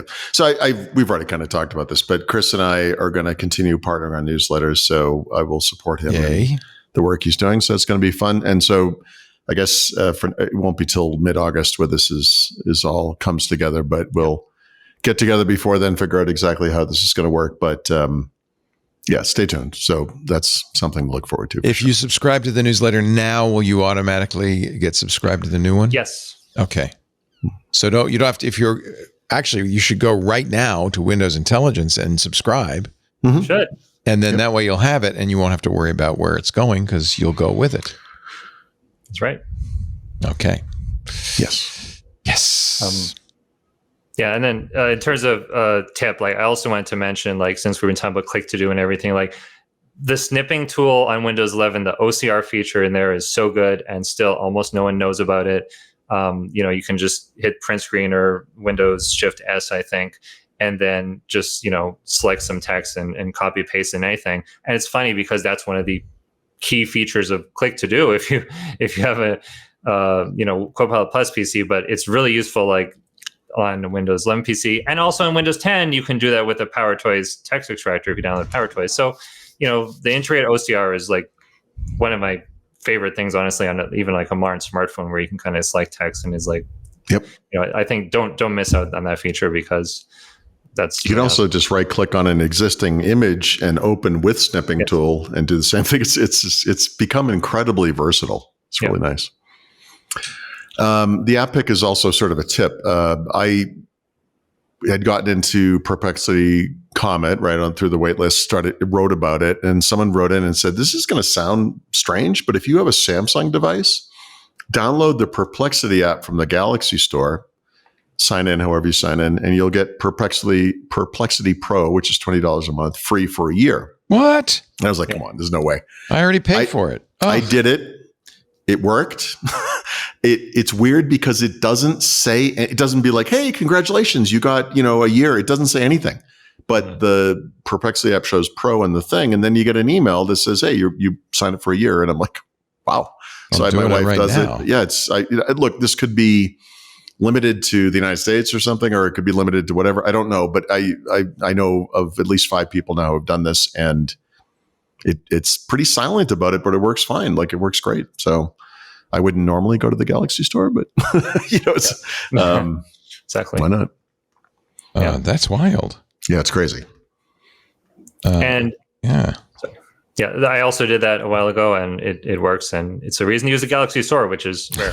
But on Windows, like, I love auto dark mode so much. You can grab it from the store. Like, I don't understand why this isn't integrated in Windows. It's integrated in other platforms. It's integrated with the nightlight. I think it's called nightlight feature. But I like dark mode sometimes. I don't always want it in dark mode. I usually want it in dark mode if it's night and it's dark. So it will just automatically, work with sunset and flip back and forth. It's just the way it should work with the toggle and settings, but you can do it for free. Could not agree more. I think the only reason it doesn't is because it's still kind of half baked. There's still too many windows that are not, modernized or whatever. But this is such an obvious feature. It's excellent that you can do it this way. Yeah. Woohoo. And then Chris, has a beer pick to take. Oh, nice! So it's halfway between. Well, maybe not halfway, but it's related to a brown. Mary Jo wig that you could wear. Just to we haven't had beer in a long time. Well, so I used to live in Eugene, Oregon, and there's a brewery out there called Ale Song, and they do a lot of bourbon barrel aged beers. So this is both a beer. And, well, it is a beer, but it is related to liquor. So it's partway in between. And I don't know, I just really like bourbon barrel-aged beers in general. And this beer, you'll have to pretend it says Rhino Suit because most of them are called Rhino Suit, but I didn't have the Rhino Suit in my basement. But it's basically the same thing.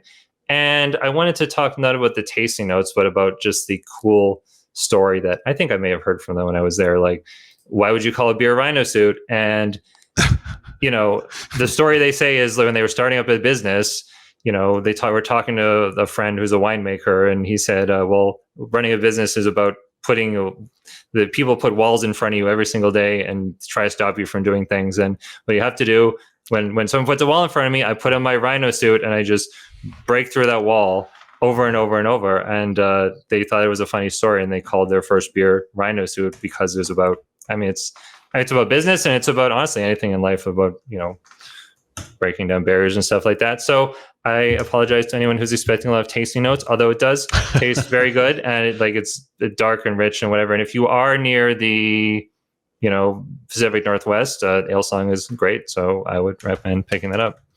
Nice.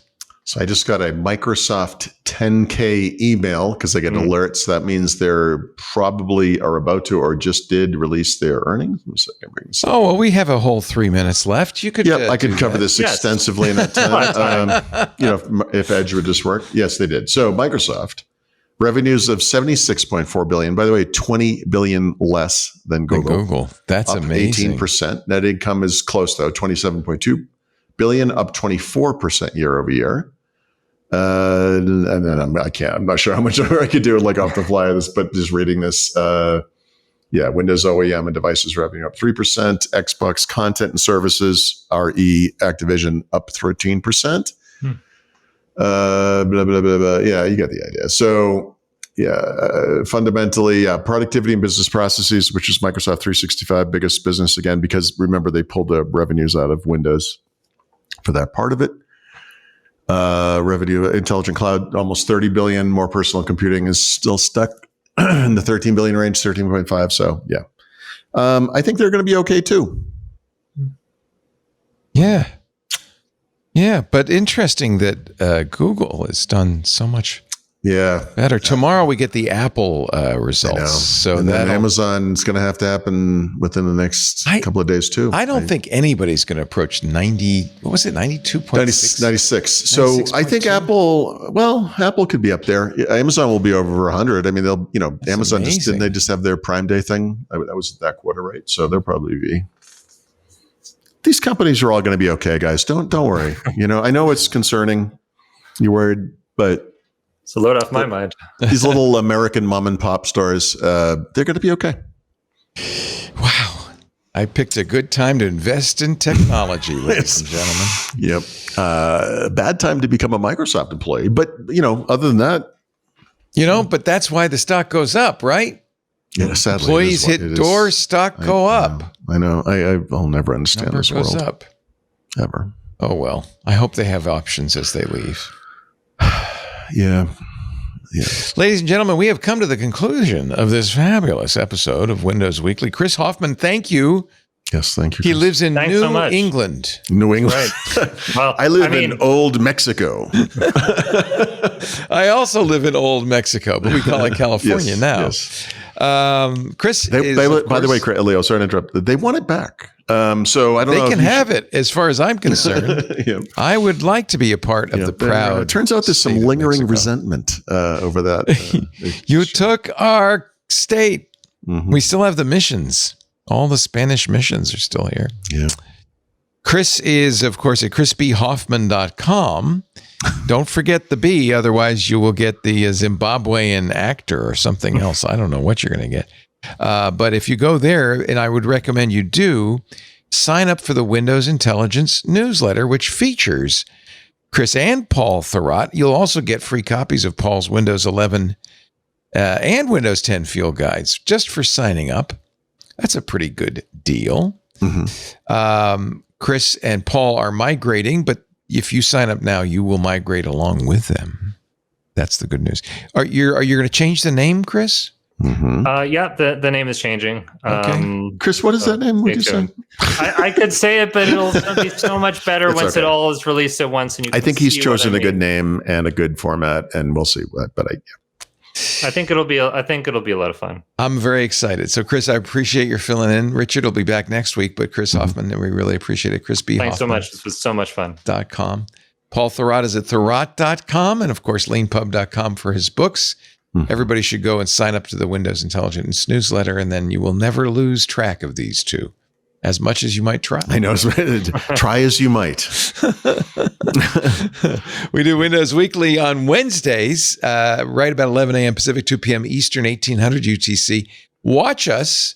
Do it live if you wish. If you're in the club, of course, you get behind the velvet rope access in the Club Twit Discord, but you can also watch it. It's open to the public. The unwashed masses may watch at youtube.com, twitch.tv, x.com, TikTok, Facebook, LinkedIn, and Kick. We're on all of the platforms. And if you chat with us on those platforms, I'll see it here in my unified chat screen. So that's a good way to participate in the show. After the fact, though, of course, you can watch the show or listen to it at any time.